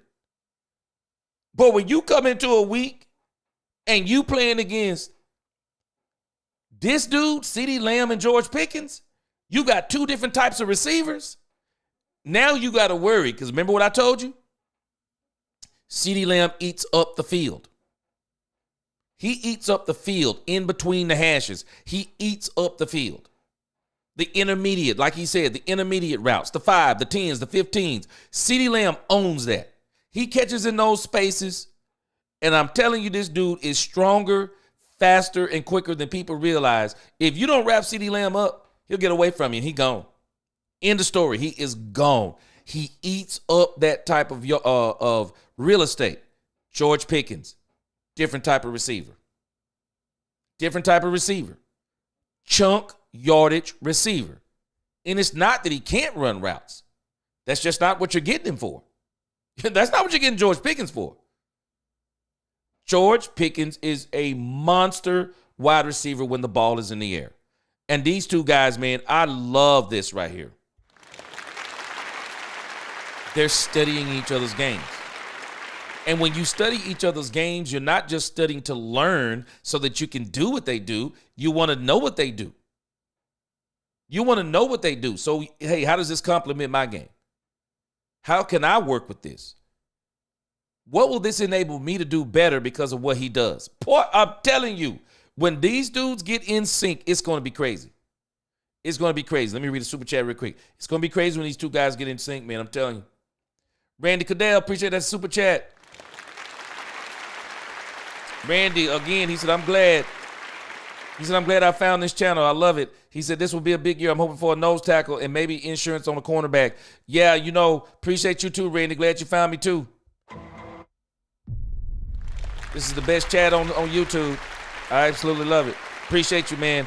Yeah, I really do, Randy. I think we need to really be honest with ourselves. I do think that some of us believe that Mozzie is going to make a step. But I also believe that some of us are saying, in case this dude don't make a step, we don't want to be caught with no plan. Yeah, get you a one tech. You want to stop the run? Get you a one tech. Jay Toaya, let's see if he, man, these defensive guys, these defensive linemen, they just take a little bit more time to develop. I think Joe Toaya can come right in and help you in goal line situations, maybe some short yardage stuff. But if you just look at his scouting report and look at some of the tape, he's probably not yet ready. I'm not even going to say probably. He's not ready to be Mozzie's backup. Excuse me. He's not ready to be his backup, and he's not ready to be his rotation piece, especially not on a regular rotation basis. So the Cowboys are really going to have to think about this, and we're going to see what happens post-June 1st. That's one of my big questions about these OTAs. Post-June 1st, who will shake out of the apple tree? Will there be somebody the Cowboys can get, or will the Detroit Lions, who have a plethora of defensive tackles, will the Detroit Lions be willing to trade DJ Reader and not try to rake the Cowboys over the coals? Will the Detroit Lions, will they be willing to trade DJ Reader? Man, he'd be a very good piece. Because I do think Solomon Thomas is going to help him. I believe Solomon Thomas is going to help the Cowboys way more than people believe. He's going to help him at that tackle position too. But yeah, the way, George Pickens to me changes things. So if we're in win now mode, then doggone it, let's get in win now mode. Bring in that defensive tackle. Bring in that one tech. And the cornerback, there's two cornerbacks that I want the Cowboys to bring in. I would like for the Cowboys to bring in Asante Samuel. I would also like for them to bring in Stephon Gilmore. Stephon Gilmore, elder statesman, still got plenty of game in him. But these elder statesmen, man, they ain't trying to do no doggone training camp. they ain't trying to do no training camp, man. Just like Keenan Allen. Keenan Allen will be signed, I'm pretty sure, after probably somewhere around, mid-training camp or something. These older elder statesmen, man, they ain't trying to do no training camp stuff. So, yeah, I would like for him to bring in maybe Stephon Gilmore, Asante Samuel. But we're going to look at his interview tomorrow. Do not rule out Kyer Elam. The Cowboys are banking and wanting Kyer Elam to be successful. They really are. Take you to get kind of caught up with being in a new offense, with a new team? How long do you think that'll take you? I'm kind of learning plays right now. Every offensively kind of plays are universal all across the league. Yeah. So just keep working. And then, like I said, we got a lot of rookie guys here too. So everybody's trying to language change. It's a collective thing. What stands out about Coach Schottenheimer right now? Energy. You know what I mean? Like I said. Yeah, man. I'm really going to when we get our we're gonna be getting our merch pretty soon. I see now one of the shirts that we're gonna have to create is energy. This is the word. Have y'all noticed? They're all speaking the same thing. The Bible says, how can two walk together unless they agree? These dudes all seem to agree. They're all singing the same song in different ways. But the word that we keep hearing them all use, energy, energy, energy, energy. Yeah. Yeah. They bought in.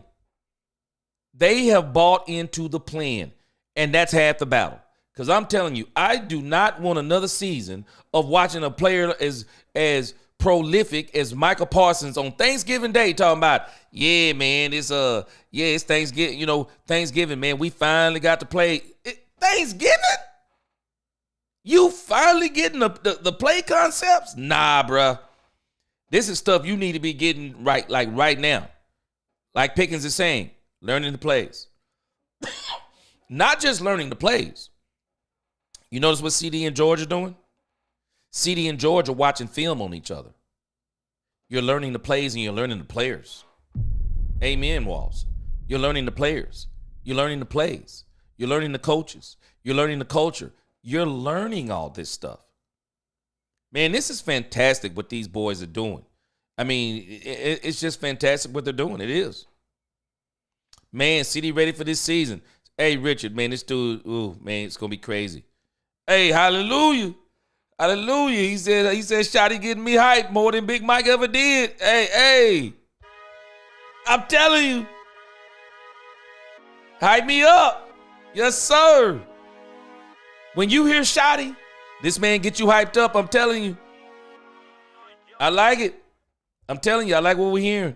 I'm with it, man, for sure. For sure. All right, let's listen to the rest of George Pickens, then we're going to get to Brian before we get out of here. This is a business, but with a guy like Coach Schotty, he's going to bring the energy every day. No Whoa. matter, you see what I mean? Like, no matter what the energy is, he's going to bring it. Yeah. You mentioned that, you stood out to him in terms of in the wide receiver room and getting ready. What's your process in terms of trying to get up to speed as you try to navigate this process? I want to do it fast, but, I only learn as far as I go.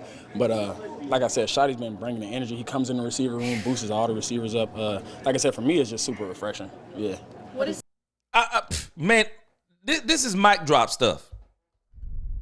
This mic drop stuff. Do we not realize that Mike McCarthy in year 5 was talking about, yeah, we're gonna go across the hallway. What? In year 5? On a lame duck contract? Now this is what you're doing. See, I told y'all this before. With Mike McCarthy, this always felt like 3 teams. I felt like it was Mike McCarthy / Kellen Moore's offense. It was Dan Quinn's defense. And then we got in Bones Fossil, and it became his special teams. And it was like they were all 3 doing it was like they were all playing 3 different games. It's like they were not even playing the same game. And Mike McCarthy, let me tell you what Mike McCarthy did that Brian Schottenheimer is not going to do. Brian Schottenheimer is going to allow his offense coordinator to play a bigger role than maybe Mike let him play. And the reason why he's going to do this is that Brian doesn't want it to be 3 separate teams. George Pickens is saying that this man is coming in the wide receiver room. He's saying something. Schotty makes rounds. Schotty wants to coach the team, not just the offense. Mike McCarthy, to me, it was like he only coached the offense. And he really messed himself up because the Joneses really gave Mike McCarthy they really gave him the coaching job on a silver platter. This dude had Kellen Moore. He really, in the grand scheme of things, didn't even have to worry about the offensive play calling. All he needed to know is what was the plan and maybe help Kellen Moore tweak the plan. And Mike McCarthy could have been all over the building. What did he need to be in the offensive room for 100% of the time? It's Kellen Moore's offense. Bro, you the coach. Sit in with Kellen. Sit in with Fausel. Sit in with Dan. Sit in with Harris. Sit in with whoever you want to sit in. The offensive line was just in shambles. How about sitting in with the offensive line coach, Mike McCarthy? But because he wanted that playbook so bad, he took himself out of position to really coach the team the way Brian Schottenheimer is coaching the team. Yeah, Brian said, I'm going to call the plays. But my OC going to implement the plays. He's going to help strengthen our run game and all these different things. Brian Schottenheimer is coaching. This is fundamental. Jimmy did it. Man, Jimmy wasn't concerned about, hey, man, give me the game plan. I just want to know what we're doing. But as far as the team, I'm going to coach the whole team.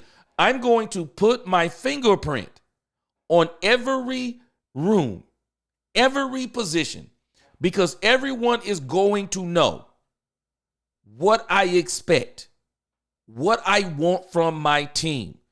This is Brian Schottenheimer. This dude is doing so many fundamental things. So many fundamental things.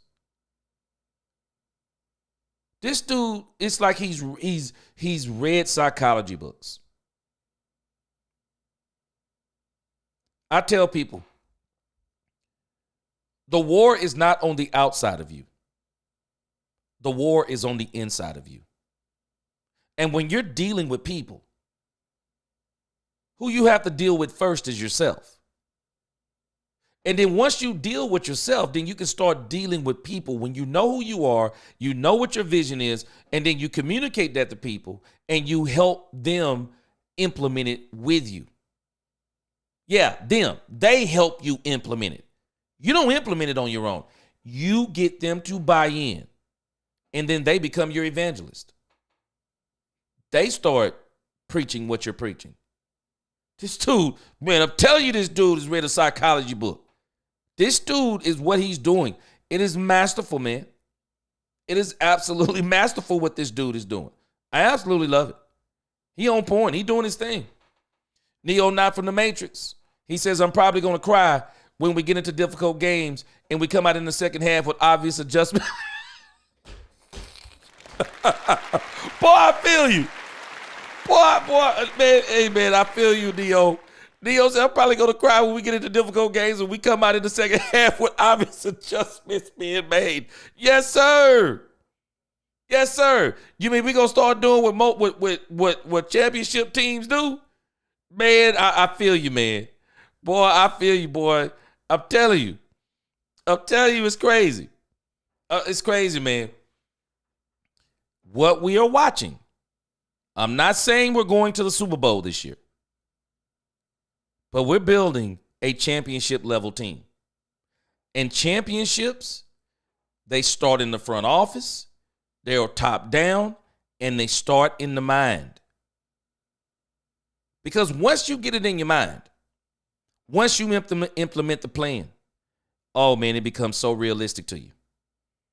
It becomes so realistic to you. It does.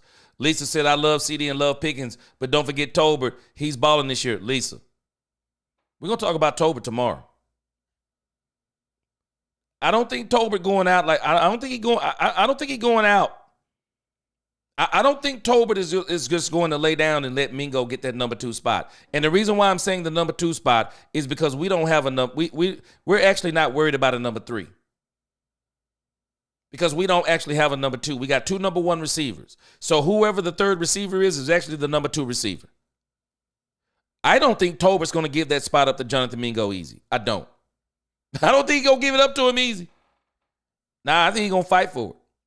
I really do. I think he is going to fight for that position. And I'll tell you this, I'm hoping he fights for it. I hope Tolbert fights for that position. Man, Nisi, I was thinking the same thing. I'm looking at this dude going, this the dude to be doing this on the field? Man, this dude like he in high school. He do like he in high school. And then the way he talks, I mean, you're just thinking like, oh, man, this can't be this dude. This can't be the dude they're talking about. But yeah, he different on the field. Yeah, he different on the field. Shoot. Man, when you watch this dude play, and then if you saw this face, I'd have to tell you, man, you lying. That ain't that dude. That ain't that dude. That dude right there getting ready to go to somebody's senior prom. This is not the wide receiver that everybody's been talking about.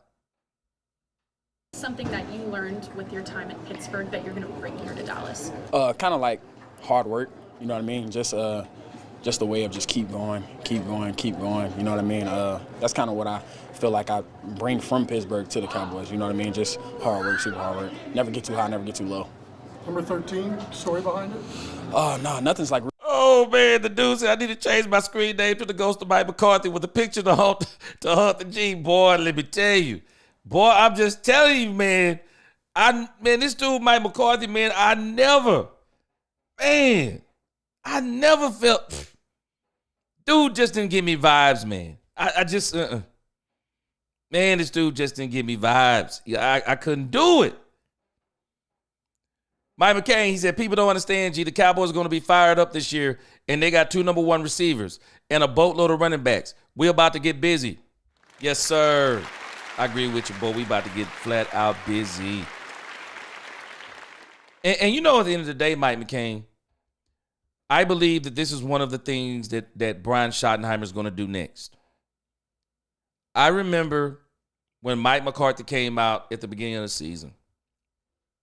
And Mike McCarthy said we have what did he say? He said we had a 21-game plan. Now, I was excited about that because I'm like, wait a minute, hold on a second. So we got a 21-game plan. So there's 17 games. I think it was either a 20 or 21-game plan. So there's 17 games during the season. If you were to get the number 1 seed, you would have 2 games to get to the Super Bowl. And then there'd be the Super Bowl. So that's a 20-game plan. The problem was, I didn't hear anybody else singing that plan. I didn't hear anybody else singing that plan. And I don't think anybody believed it. Because after we got mollywopped, after the first game with Cleveland, I mean, we were thinking, man, it's business as usual with the Cowboys. It's no less than 12 games. And then we commenced to getting mollywopped game after game after game. I mean, we got mollywopped the second game, and we were like, oh, okay, it's just a fluke. Then we got mollywopped the third game. I mean, it's like, wait a minute, hold on a second now. What is going on with this team? No one bought into that stuff. Nobody. We started riding on all kinds of crazy stuff. We started trying to rallying behind Cooper Rush. Really? Man, I never bought into that pipe dream. Man, we was and now the team is rallying behind Mike McCarthy. Really? You talking about all these dudes who got contracts coming up? You talking about all these coaches who on the last year of their deal? You think they're rallying around Mike McCarthy? Man, these dudes trying to get jobs next year. Man, these players trying to get contracts. This dude, it was the wrong motivation with this team. Wrong motivation. And I don't think nobody was hardly bought into the plan. They're bought into the plan. Cue ball. I'm just saying this is very Jimmy-ish. I'm not saying he Jimmy, but it's Jimmy-ish. Bringing that college atmosphere. Got that connection with the young ones. Hey, man, he doing his thing. And George Pickens is loving this because he's experiencing something that he didn't experience in Pittsburgh. They love this man. We love this man in Dallas. We love this man in Dallas. Man, you just wait until he get into that stadium for that first game in Dallas. You just wait until he get into that stadium. He feel that energy, boy. Woo, the fan base go be going crazy. Now, I told myself I was going to a couple of games. Boy, the NFL must know something about the Cowboys. Boy, y'all seen them ticket prices? Man, them nosebleeds are a stack. Boy, the nosebleeds are a stack right now. Ooh-wee. My man Mills, 36 in the crib. He said, hey, under Mike McCarthy, too undisciplined. Yeah. Too many penalties. Yeah. Too pass heavy. Yeah. Abandoned run in big games. Yeah. Yes, sir. Yes, sir. He said every time. He said, and we could never beat the contending teams. I see no lies. I see no lies. Boy, that boy Matt D. Boy, hey, man. I wonder if some of us are going to admit that. I'm glad Dion isn't here. Yeah, this was the best thing for the Cowboys. Brian Schottenheimer was exactly what they needed. Exactly what they needed. Let me see what my man, the real Daryl, said. He said, common sense should tell you as the head coach that you should run the football when you have a rookie. Real Daryl. I was screaming this stuff last year. He says when you have a rookie left tackle, rookie center, a right tackle coming off a knee injury, your right guard is almost out the door. I was screaming this stuff.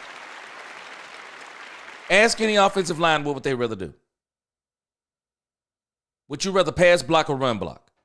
I bet you 98% of offensive linemen will tell you they would rather run block than pass block because you get to dictate to the defense where you're going, what you're doing. But when you're pass blocking, man, you have to step back somewhat, and then you have to get these dudes to get some of these fancy defensive ends, some of these fancy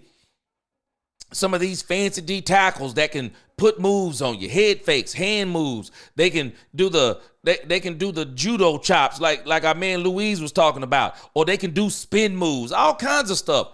Man, these defensive lines today, boy, they are on a whole different level when it comes to technique. These dudes ain't just bull rushing no more. They can dip up under you with the shoulder, get almost down to the ground. Man, these dudes are a load to handle. And when you're talking about pass blocking for rookies, man, you got these dudes going up against some of these skilled veterans and some of these lines like the Detroit Lions and the Philadelphia Eagles. Man, you're getting your lunch taken. Shoot. Man, you're getting your lunch taken. Ronald McA, he said it's like keeping a cheetah in a cage when its nature is to run. Yes, sir. All right, let's listen to this last couple of minutes. We're going to get into Brian Schottenheimer. Really finalized right now. It's just everybody's. It's a whole bunch of numbers. My guy Trey Sean, he got number 7. Then Trey's not number. You see what I mean? So like everybody's working right now. Shotty said he beat you in a free throw contest. Yeah. So you beat him a couple times. When did this contest take place? The first day I came up here, we did a little shooting and I beat him. Then the next day, he literally brought me up here only to shoot basketball, and then he beat me. So. Have y'all done a dinner yet? Yeah, we have at the Cowboys Club. What did stand out about that dinner, just you and Shotty? Just everything. The culture, too. That's the thing. Like, it's super refreshing with a different culture. So Texas brings a whole different culture. I don't either, Lisa. I said it when he, quote unquote, stepped out of the running for the Saints job. Now, he didn't step out the running. He got put on notice that, yeah, we going with Kellen Moore over you. I like it. How much of a fresh start did you felt like you needed? I didn't, you know what I mean? Like everything is, as far as city-wise, every city is different. But as far as like organizational-wise, teams, like I said, the players are kind of universal. Just a refreshing as far as teammates, I'll probably say, because there's a new group of guys, a new group of coaching. You know what I mean? What are you looking forward to experiencing in Dallas outside of the football season? Just the people. You know what I mean? That's one thing. Like that's why I say in Pittsburgh, they got a different type. That's why I say everything is different. So it's different type of people, and I'll say Dallas, I definitely want to meet the people. Did you get a hat yet? I know Booker did. Nah, I was supposed to get a hat the first day I met Jerry, but we're working on that. Yeah. Thank you, man. For sure. Yeah, I like it.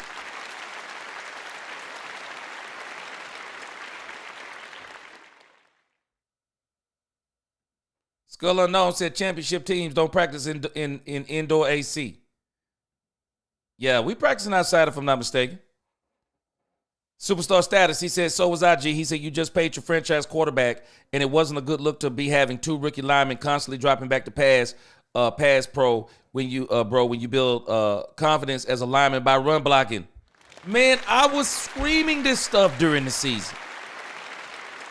Man, you don't do this to Tyler Guyton. Cooper BB, even though BB held his own. But they just couldn't pass block, man. They couldn't do it. They're gonna look different this year, though. They are definitely going to look different this year, I believe, for sure. Lisa Worley says Pickens looks happy. Yes. And he's gonna have fun playing for Dallas. Yes. And I don't think he's gonna want to leave. I don't either. And this is exactly the atmosphere the Cowboys need to be creating. The ghost of Mike McCarthy. Boy, the dude, you crazy. He's the ghost of Mike McCarthy. He said, I'm sorry, Tomlin, but there's nothing about this young man that says he's a locker room problem. Yeah. Man, boy. He changed to the ghost of Mike McCarthy. Boy. Matt D said, I'd like to see how Booker would do at tackle during camp just to see. Sounds crazy, but Larry Allen was a Pro Bowler at both guard and tackle. You never know. Yeah, Tyler Booker's talented, though. Yeah, he could probably pull it off. Skull Unknown, he said, Dak had the best wide receiver duo. I need him to throw them darts in playoffs. Hey, man, Skull, let me tell you something. Not only does he have the best wide receiver duo, it's what they're going to do in the run game. This team is going to be multifaceted, and they're going to be able to do so many different things. Black Man, he said, I wish they would have given Kellen Moore a chance to be the head coach. We're in Dallas. Nah, I don't think he wanted to be in Dallas. And I don't think it would have been good for Dallas if Kellen Moore been here. I think Kellen Moore being with the Saints, I think it's going to be one of the best things for him, even though he may live to regret not getting Shedeur Sanders. Man, Derek Carr to retire, bro.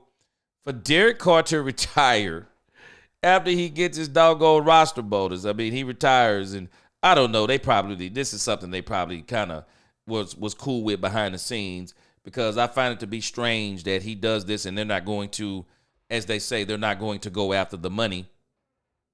They're going to let him keep the bonus. I think that's what they were saying, but I guess he also saves them around $30 million. But again, I just think Kellen Moore is going to regret not taking that opportunity to get Shedeur Sanders. But, we'll see. All right, let's see what we got here. My man Robert M. in the crib. What's going on? Hold on, let me read a couple of these.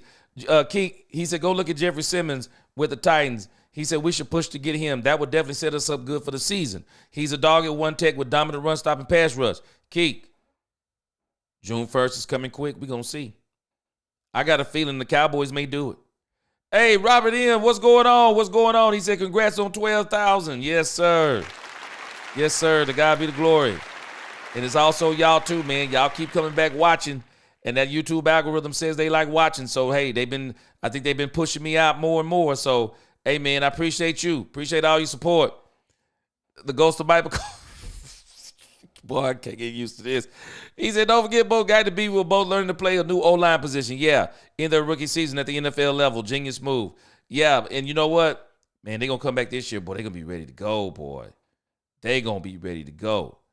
But Guyton, for me, is one of the big questions of training camp. All right, let's finally get to this man, Brian Schottenheimer. If we don't get to it all in this session, we'll finish. Maybe we'll split it up, and we'll do the other half tomorrow. We'll do the other half tomorrow, and then we'll do the other interviews tomorrow too. But I at least want to get halfway through this because, as Matt D said, y'all already know I'm gonna analyze every word. So I probably not gonna be able to get through a 20-minute interview here in the next 10 to 15 minutes. I got to take care of some stuff for the studio, man. I'm still under heavy construction. So, like I said, it's going to look different in here by next week. Robert Dudley in the crib, I see you. Mark, what's up, big dog? I see you. Superstar says, do you believe Booker would make a better left guard? I think he could play anywhere. But again, hey, you know they want him to take Zach Morton's spot. But hey, man, boy, we got Brock Hoffman, bro. We got to figure out Brock Hoffman. Brock Hoffman is a dog, y'all. Boy, we got to figure out Brock Hoffman. This dude is a dog. He absolutely is. Boy, and I'm telling you, I hate it. I hate to say it, but the Cowboys may lose Hoffman after this year. I'm telling you, there are some teams out there that Hoffman could start on. Hoffman is a dog. He's one of these guys you want on the team. That boy Ronald McMillan, hey, I appreciate you. Ronald McMillan, he said energy. Yes, that's all they keep saying, isn't it? Appreciate you, Lisa Worley. That's all they keep saying. Energy, energy, energy. The ghost of Mike McCarthy, he said, got to run. Great show as always. Yes, sir. Be safe. You too. Appreciate you, man.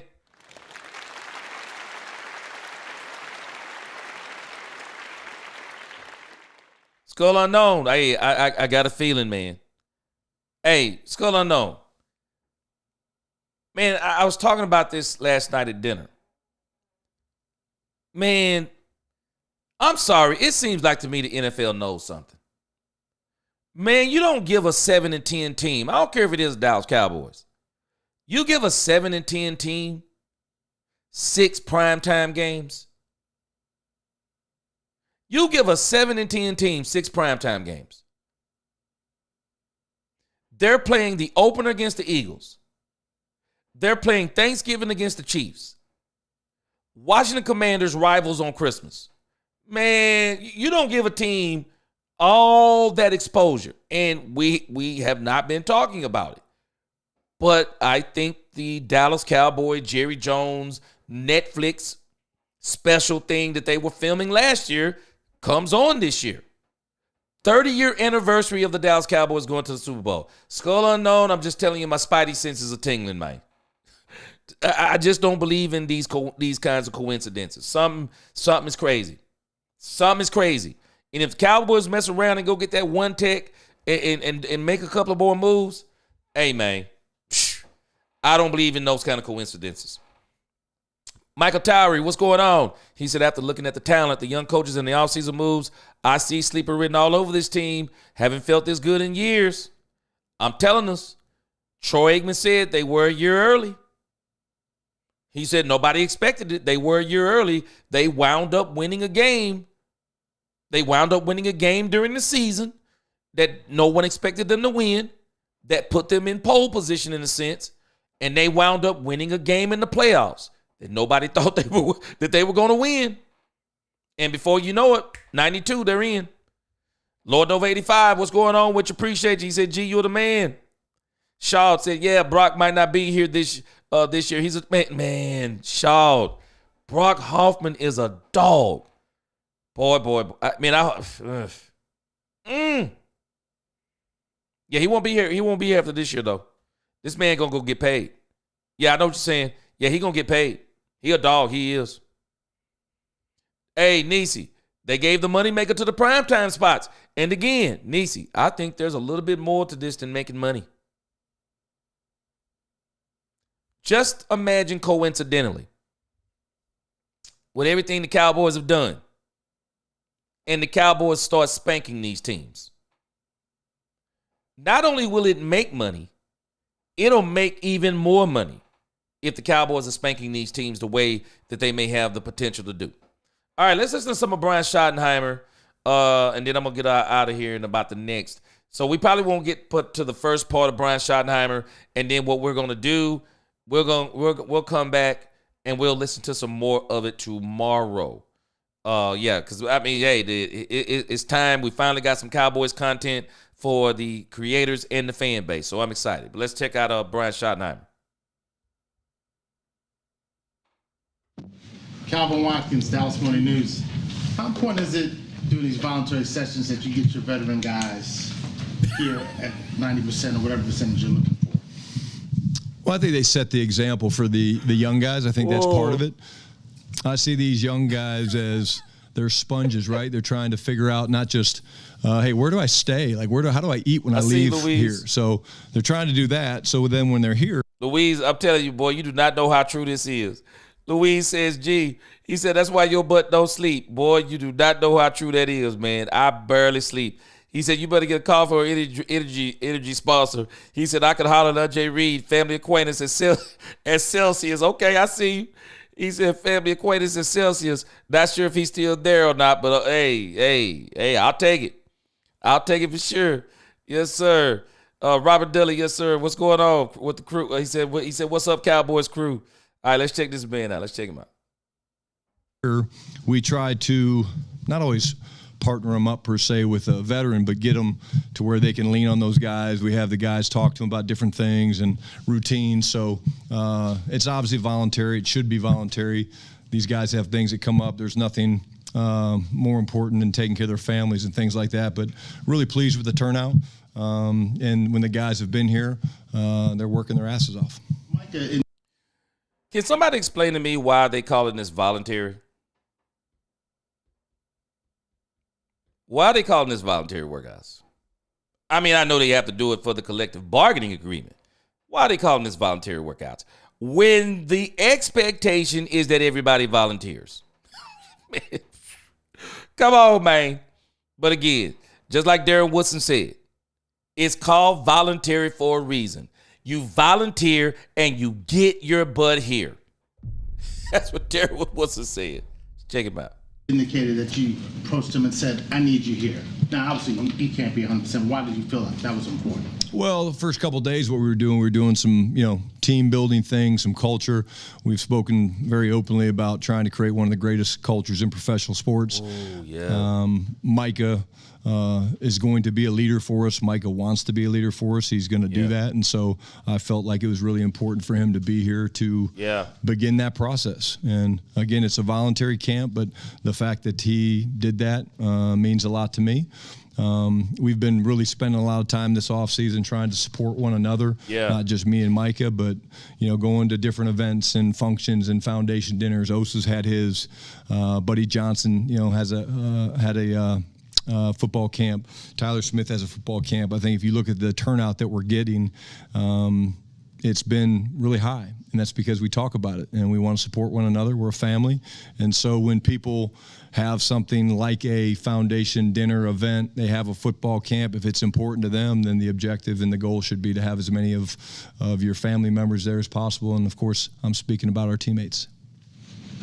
Clear. Hey, let me read a couple of these comments. Hey, I'm exactly with you, Nisi. I'm exactly with you. Robert M., he said, can you imagine if Dallas turns this around in the next 2 years? Yeah, I believe that's exactly what they're going to do, because all signs point to the league opting out early of the current TV deal 2029 instead of 2033. Salary cap would be crazy. And Robert M., you want TV money? You want TV deals? You want big money from the networks? Put the Dallas Cowboys front and center. Put the Dallas Cowboys front and center. They'll get you whatever you want. The Cowboys will get you whatever you want, man. You got to put them up there front and center. And also, and they win. And they win. And they start winning. It only helps the league in that situation. It only helps the league. Oh, yeah, Robert Dudley, he said, Cowboy players, it's time to assemble. Nisi, it's vol untold. Yeah, exactly. This is, I don't even know why they even play this game with this voluntary stuff, man. They know this ain't voluntary. The expectation is get your butt here. Do you have a contract? Get your butt here. Oh, you want a contract? You better get your butt here. Yeah, it's not voluntary. It's funny to me that they call it that, but we all know the game. We all know the unspoken rule. We know what time it is. DP Johnson, what's going on? He said Hoffman is a better loony. He said if we keep him as a backup, guys are better than O-line. Yeah, it's better. Great glue guy though. Big bro, even if he doesn't start. Yeah.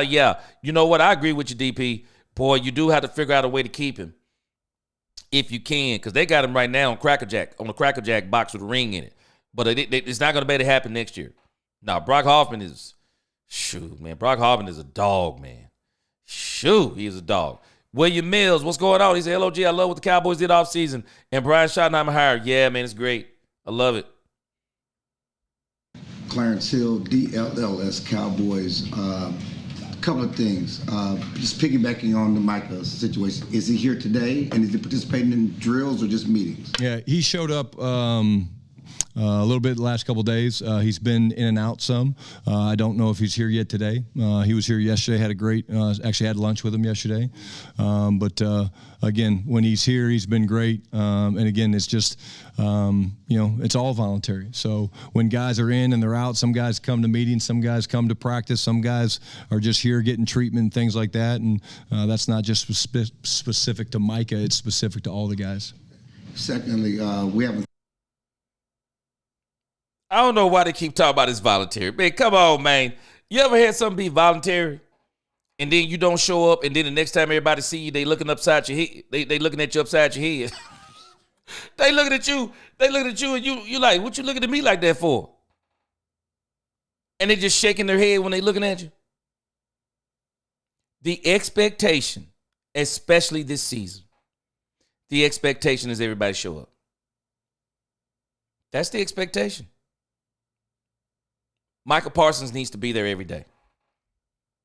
He needs to be there every day. He does. If you don't want to go out there and do some running and stuff like that, don't do it. But you need to be there every single day. He does. Lord Nova 85, he said the NFL marquee matchups often are scheduled to air during the week's premier time slots, Thursday, Sunday, and Monday nights for the late game on Sunday afternoons. So how many do we have, G? If I'm not mistaken, we have 6. I don't even know about the Sunday afternoons, but we have an unprecedented, if I'm not mistaken, 4 Thursday night games. 4 Thursday night games, I think 1 Sunday night game and 1 Monday night game. And maybe a couple of more here or there, but I think it's 6 primetime games for sure. And they're not even counting the 3 o'clock slots. They're not even counting those. Yeah, the Cowboys all over this place. Nisi, Michael wants that contract. That's why he's showing up. He need to show up. Yeah, he need to show up. When you want that kind of money, man, I don't want to hear nothing about no volunteer, bro. You get your butt up here. I need the team to see you here, bro. And I need you. I'm not going to hear another year of you talking about it's Thanksgiving. We finally got the system. I don't want to hear that, man. Get on up here. It's voluntary because we expect you to volunteer. That's what we expect. Yeah, Robert M. said, the players know what time it is. New coaching coordinators on both sides of the ball. Voluntary, show up if you want to. Hey, you better say it. Man, get your butt up here, man. Well, hear that mess? You gonna get your money. He gonna get his money, man. If Michael Parsons should know anything about Jerry Jones, he is going to get his money. And it ain't like Jerry did what he did to Dak Prescott and brought in here Trey Lance and pranced them all around during the preseason.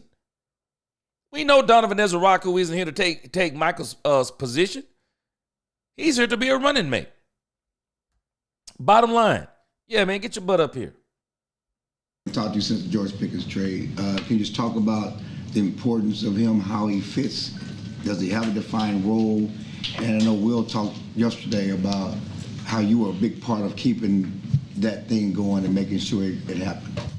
Yeah, I think CD said it best. I saw his comments, right, where we don't have a one. We don't do A's and B's. We think that there's a one over there, as CD said it. And if you look over there, there's a one there. So I think that's the way that we view GP.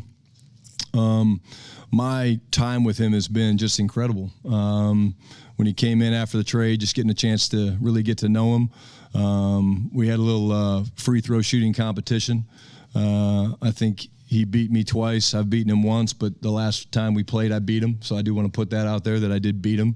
But it's really just, us getting to know each other. I think we were all on board. I think we're always trying to find the right pieces and good pieces. And I think we're really excited about what he brings as a football player. But I see a guy that's maturing. I see a guy that we're excited to put out there and watch him grow and get better. And you guys will see him out there today. He obviously is a tremendous athlete, but I love watching him in meetings, because in meetings he's been so dialed in, taking great notes. He knows he's a little bit behind, not a lot, but a little bit behind in terms of what the veterans are doing.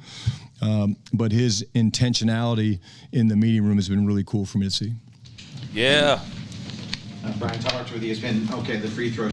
I'm telling you, man, I do believe some of this stuff about George Pickens. I said it when we were talking about it. I don't think this dude has a bad attitude. I think this dude I think he had an attitude because the quarterbacks that he had was bad. I think that's what the problem was. The quarterbacks that he had were bad. The situation was bad. Come on, man. This dude knew last year playing with the Pittsburgh Steelers in the playoffs. This dude knew full well they were going nowhere. He knew they didn't have the quarterback play. I'm telling you. The way the Cowboys have embraced him, he's going to act totally different here. And it's already showing. Because we have brought in this culture, rather than us bringing the worst out of him, we're bringing the best out of him. I tell my sons all the time, be careful who you hang around. You want to know why some people aren't successful? They don't hang around successful people. If you find yourself down all the time and you feel like that you just don't want to do anything or blah, blah, blah, write down who you're hanging around. Because if you're hanging around people who are positive and got things going on and they're trying to improve themselves, the problem is you. But if you take that stock and you figure out that you got a lot of people that complain in your life and all of these types of things, birds of a feather hang together. There's a reason why they say bad apples spoil a bunch. Sometimes you need to change your environment and you'll be surprised at how much better things get. Yeah, George Pickens, he's done the right thing. Yeah, hallelujah. I saw this when you said, the Cowboys broke 4 NFL records when it came to this schedule. Yeah, it's crazy. The difficulty, the Thursday night games, everything. Boy, they did it. They did it. Lord Nova, he said, then ending those 4:30 games, we have like 10 primetime games. Oh, yeah, the Cowboys, this league is definitely trying to put the Cowboys out there. They are definitely trying to put them out there. No, nothing yet. I'm definitely looking forward to it. I want to see what his progress is. I hadn't heard anything on him yet. Hey, Lord Nova, I would say the same thing. I'd be mad, too, if I had to play in Pittsburgh with those quarterbacks. Man, straight up, bro. Straight up. Yeah, T.J. Watt looked unhappy last year in Pittsburgh. And I've been hearing some rumblings of maybe a trade. Yeah, the company you keep. The Cowboys have created a great atmosphere. And definitely it's a breath of fresh air for him, the rookies, and anybody else that comes in. So, he said, how you feel about GP hanging around Parsons and CD? GP, hold on. Oh, George Pickens. I'm cool. I'm cool. Parsons, yeah, I'm cool. CD, I'm cool. I don't think it's in George Pickens, at least at this point. I don't think it's in him to do podcasts and all that stuff. He seems to be a very soft-spoken dude. I don't see it. CeeDee Lamb's going to be great for him. I don't hear anything about CeeDee Lamb off the field. So, yeah, CeeDee Lamb I think will be great for him, especially with Brian Schottenheimer is here. In the way, the expectations that he's put on CeeDee Lamb and Micah Parsons, yeah, I'm good with it. I'm good with it. Don't worry. Dak's going to take him under his arm, too. Dak gonna have him on Dak's football field. He'll be taking him out to dinner, and Dak will get him up to speed too. Yeah, George, I'm with you. Our Cowboys are sounding like top leaders throughout our schedule. Yes, sir. Shooting contest. Where, when, how do you do this? Anywhere and everywhere. We do some things in the team room. We do some things in my office. QBs, I just lost to the QBs in my office. Actually, Dak was my teammate, so I guess Dak lost too. He'll be mad that I told you guys that. Yeah, it's just the central theme of the program is compete every day, and so we find different ways to do it. We look at what's going on in the world. Congratulations to the Stars. I think that's really cool for Dallas professional sports, what they're doing. So at some point in a team meeting, we might, shoot at some goals with a hockey stick and maybe a soft puck, not a hard puck. But we look at different ways to compete, and we did something for the Masters the other day that was pretty cool. Had a putt off, but get these guys in different types of environments and ask them to do different things. And it's fun to watch these world-class football players that absolutely suck at shooting free throws. I mean, literally, like, I'm not going to say names, Osa, that really was not very good. But yeah, it's fun to watch these guys compete and get outside their comfort level, but to try to one-up each other. Another guy we've not asked you. Lisa Worley, those wrenches are moderators. They are people that kind of help, they kind of moderate the chat, keep out offensive things, and they kind of weed out trolls. So that's what they're for. Yeah, you on my late night crew, so I'm gonna have to get you. I'm gonna have to get you a wrench. Yeah, you on my late night crew, so I'm gonna have to get you a wrench.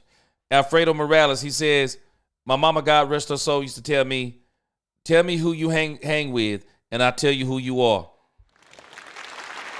Mic drop, sir. God bless her. Mic drop, sir. Yes, sir. Robert Dudley, Pittsburgh is starting to become the Jets and Bears in the quarterback room, defense only. Yep. Exactly. Yep, exactly. About much maybe is Joe Milton. What are your first impressions been of him, being around him, and what do you envision of him this year? So excited about Joe. I was excited about Joe before we got him. Same thing. Here's a guy, when you go into these deals and you're talking about making trades, and we all reach out to people that people that you trust, people that have been exposed to said player at college, different programs, friends that have been around him, and you just dig and you ask and you get different opinions, and there's always an outlier, good and bad, with each of them. You try to peel those away, but from the time he's been here, the work ethic is incredible. He's one of the first people in the building. He's one of the last to leave. The way he's attacked the playbook and picking it up has been incredible. And it's been fun for me to watch Dak and Will, but really Dak take a mentorship role with Joe. The talent speaks for itself. You guys will see it today. He made some incredible throws yesterday. He's just an exciting young prospect that I think the sky's the limit for. John, we'll show it with you. See, that's one of the things that I love about Dak Prescott. Dak Prescott has taken this young man under his arms, under his wing, and he's working with him. Dak isn't worried. Dak isn't worried about anybody taking his job. But he wants Joe Milton to be ready. Because I'm telling you now, we keep thinking that people like Joe Milton, they're going to be the quarterback of the future. I wouldn't bank on that. I wouldn't bank on Joe Milton being the quarterback of the future. Donovan Smith, I wouldn't bank on that. Wouldn't bank on those guys being the quarterback of the future. Dak Prescott's contract, I've already talked about it. I don't care what anyone says. Dak Prescott's contract is not designed for Dak to leave here in 3 years. Dak Prescott's contract is designed for Dak Prescott to retire here. Unless Dak Prescott falls off a cliff, I don't think Dak Prescott's contract is designed for him to go somewhere else. That contract is designed, and I believe even him and the Joneses will talk about this. Kind of what you're looking at in retirement. What are you looking at? What is your projected retirement age? Because for all intents and purposes, we want you to retire a Cowboy. Duh, yeah. Why go somewhere else? How about we get a chip in the next 2 to 3 years, get a couple of chips, and if you're still playing at an elite level, let's extend it a couple of more, and you can retire after that. Just telling you. Athletic. When you But I love what he's doing. Take over as head coach, the offense looks a certain way on paper, and now since then you've added guys, free agency, the draft, obviously George. From an offensive play caller standpoint, Yes, sir. I what do you feel you. think Hallelujah. this offense on paper Yeah, they be too late for me I love sometimes. our balance. It's a great question, John. I love our balance. I think you look at what we did from a free agency standpoint, bringing in Miles and Javonte and Rob Jones on offense. We weren't done with that. Move in the first round and take Tyler Booker, who we're really excited about. I need to find out if the Turtles are here. I don't know if the Turtles are here. I need to ask him that. But getting GP was big for us. But, again, it speaks to Gator Framework's elite furniture from Poobie D, let me tell you something.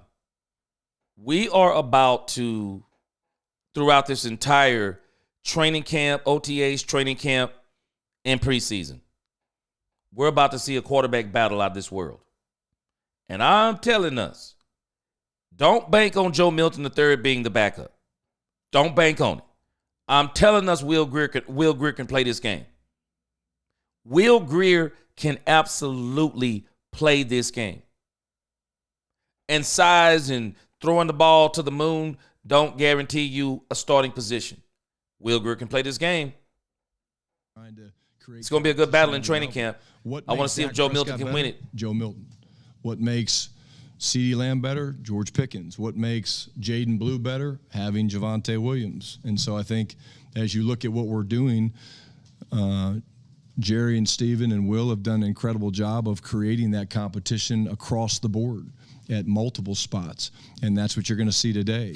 You'll see guys that are taking first-team reps. Are they the starters? No. They're just taking first-team reps today. Do we change it up? Of course we do, because we're all about creating competition. And so I think, I see I believe so too, Matt unit D. that's got a ton of playmakers and pieces, but we're going to go based on how our offensive line goes. And they're going to play really, really physical. They're going to. Whoa, stop the press. Stop the press. Did y'all hear what this man said?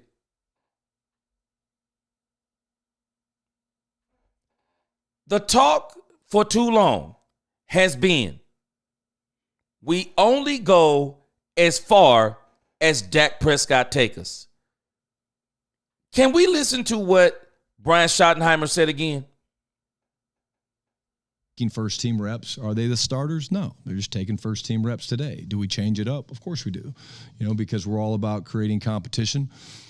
And so I think, I see a unit that's got a ton of playmakers and pieces, but we're going to go based on how our offensive line goes. And say it again for the people in the back. Say it again for the people in the back, Brian.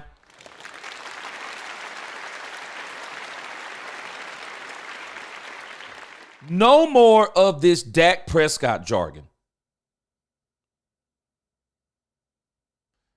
You want Dak Prescott to be successful? Keep him upright.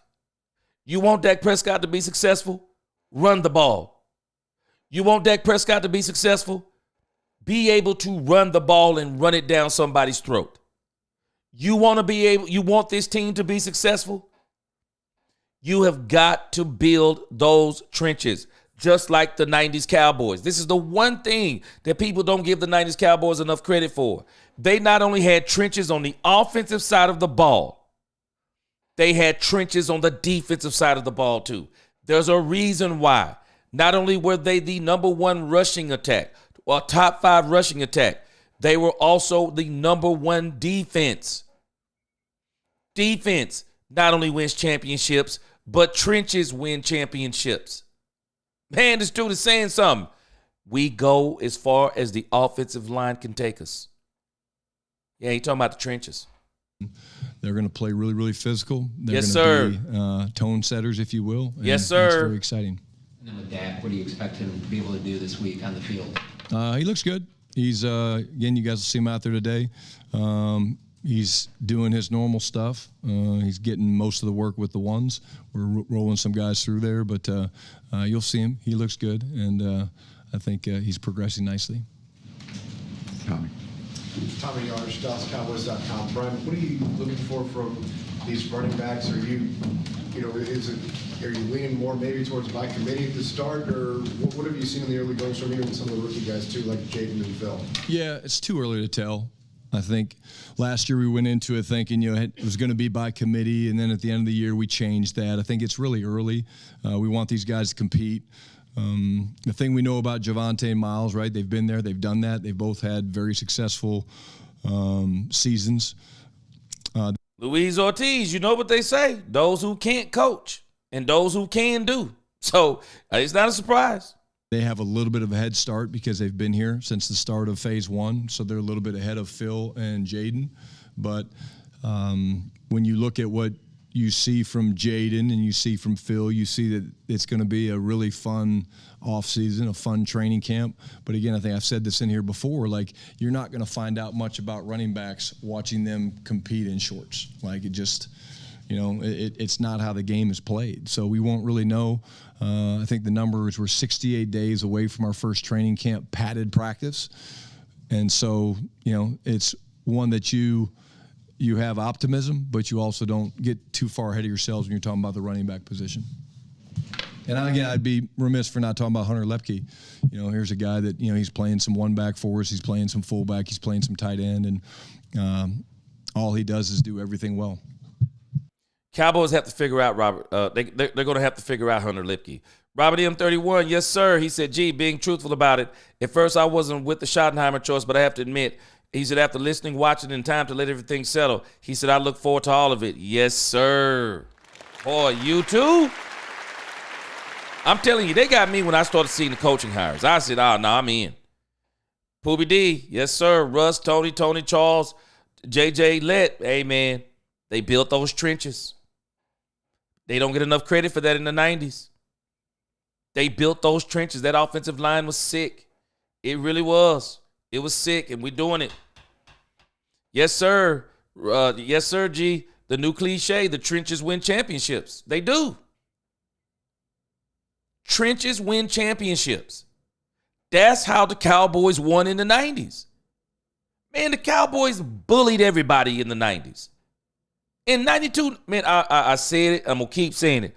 I'll take the 92, 93 Cowboys. I'll take that team all through history. I'll wreck every team in history. I'll wreck every team. Boy, that team was crazy. Offensively and defensively. Offensive line, defensive line. Wide receivers, running back, quarterback, fullback. The defense, the linebackers, I'll take it all. Boy, I'll run through the multiverse. I'll run through it. I'll run through it and tear it up. Them boys was crazy with it, man. Hey, Cowboys hate a Hunter. Now, I was on the bandwagon. I don't know if we call it the bandwagon, because I was on the bandwagon from the get-go. I'm telling us. This dude, man, he was talking different. Nick Harris for Star Telegram. When it comes to competition this early in off-season program, is there anything a guy can really do to separate, or is it really just kind of looking at tenacity and things like that on the field? I think it starts. The answer to the question is the way we're limited with what we can do in terms of contact and stuff, which I'm okay with. Yes, sir, DP Johnson. It's more about the understanding from the mental aspect of the plays and the system, and you'll see our guys.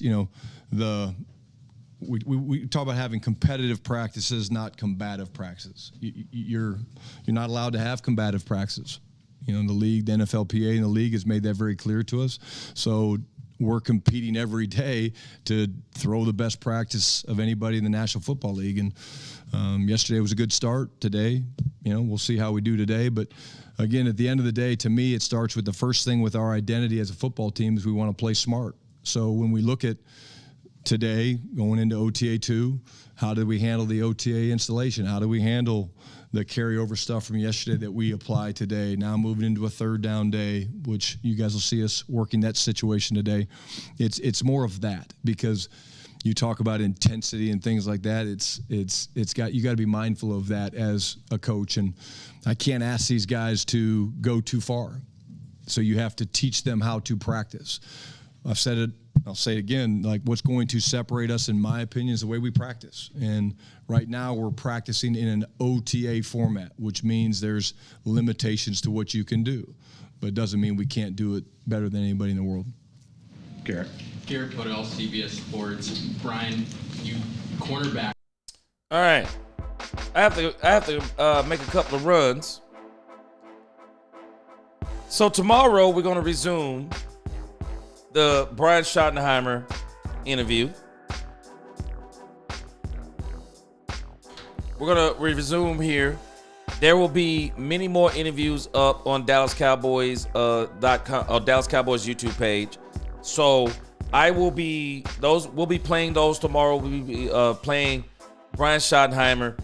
And then it'll be probably a shorter day tomorrow, so I'll probably have to do some Cowboys After Dark. But then on Thursday, when I come back, it'll be the big day. And I'm going to show you some things about Brian Schottenheimer's offense that you may be a little bit surprised at what we're going to probably look like in the future. Not in the late future, but this season. I'm going to show you something. It's going to blow your mind. But again, I appreciate y'all rocking with me, man. I appreciate you. Glad to get the 12,000. Let's keep shooting. Shooting for that shooting for 13. Hope to be at about 30,000 or more by the time the season starts, but we'll see how it goes. Yes, sir. Appreciate you. Hallelujah. Yeah, you too, Georgie George. You have a nice evening. Teddy Drake, what's going on? Appreciate you. Oh, Cliff Rockefeller. Yes, sir. He said, great service. I see what you did there. Yes, sir. Kellen's gone from third string QB to assistant OC. To OC and now head coach. Yeah. Where's that progression? Just playing devil's advocate. Nothing meaning to. Hey, man, I think Dak's going to be a head coach in this league. I really do. I think he's going to be a head coach in this league if he chooses to. But he's going to have so much money. It'd definitely be a downplay. Appreciate you. I'm awake. He said another good stream. Yes, sir. Appreciate you, Lord Nova. Robert Dudley. Yes, sir. Appreciate you. Yep, the Great Wall of Dallas. Yes, sir. I'm feeling it. Defenses start dynasties. Yes, sir. Yes, sir. Richard, thanks for the show. Yes, sir. God bless you. God bless you, too. All right. Until the next time, I appreciate you. Yes, sir, Robert Simmons. I'll be working on some new wrenches in my toolkit. I appreciate y'all again. Till the next time, yes, sir, Robert M. Till the next time, let's talk Cowboys. We talk facts. Peace.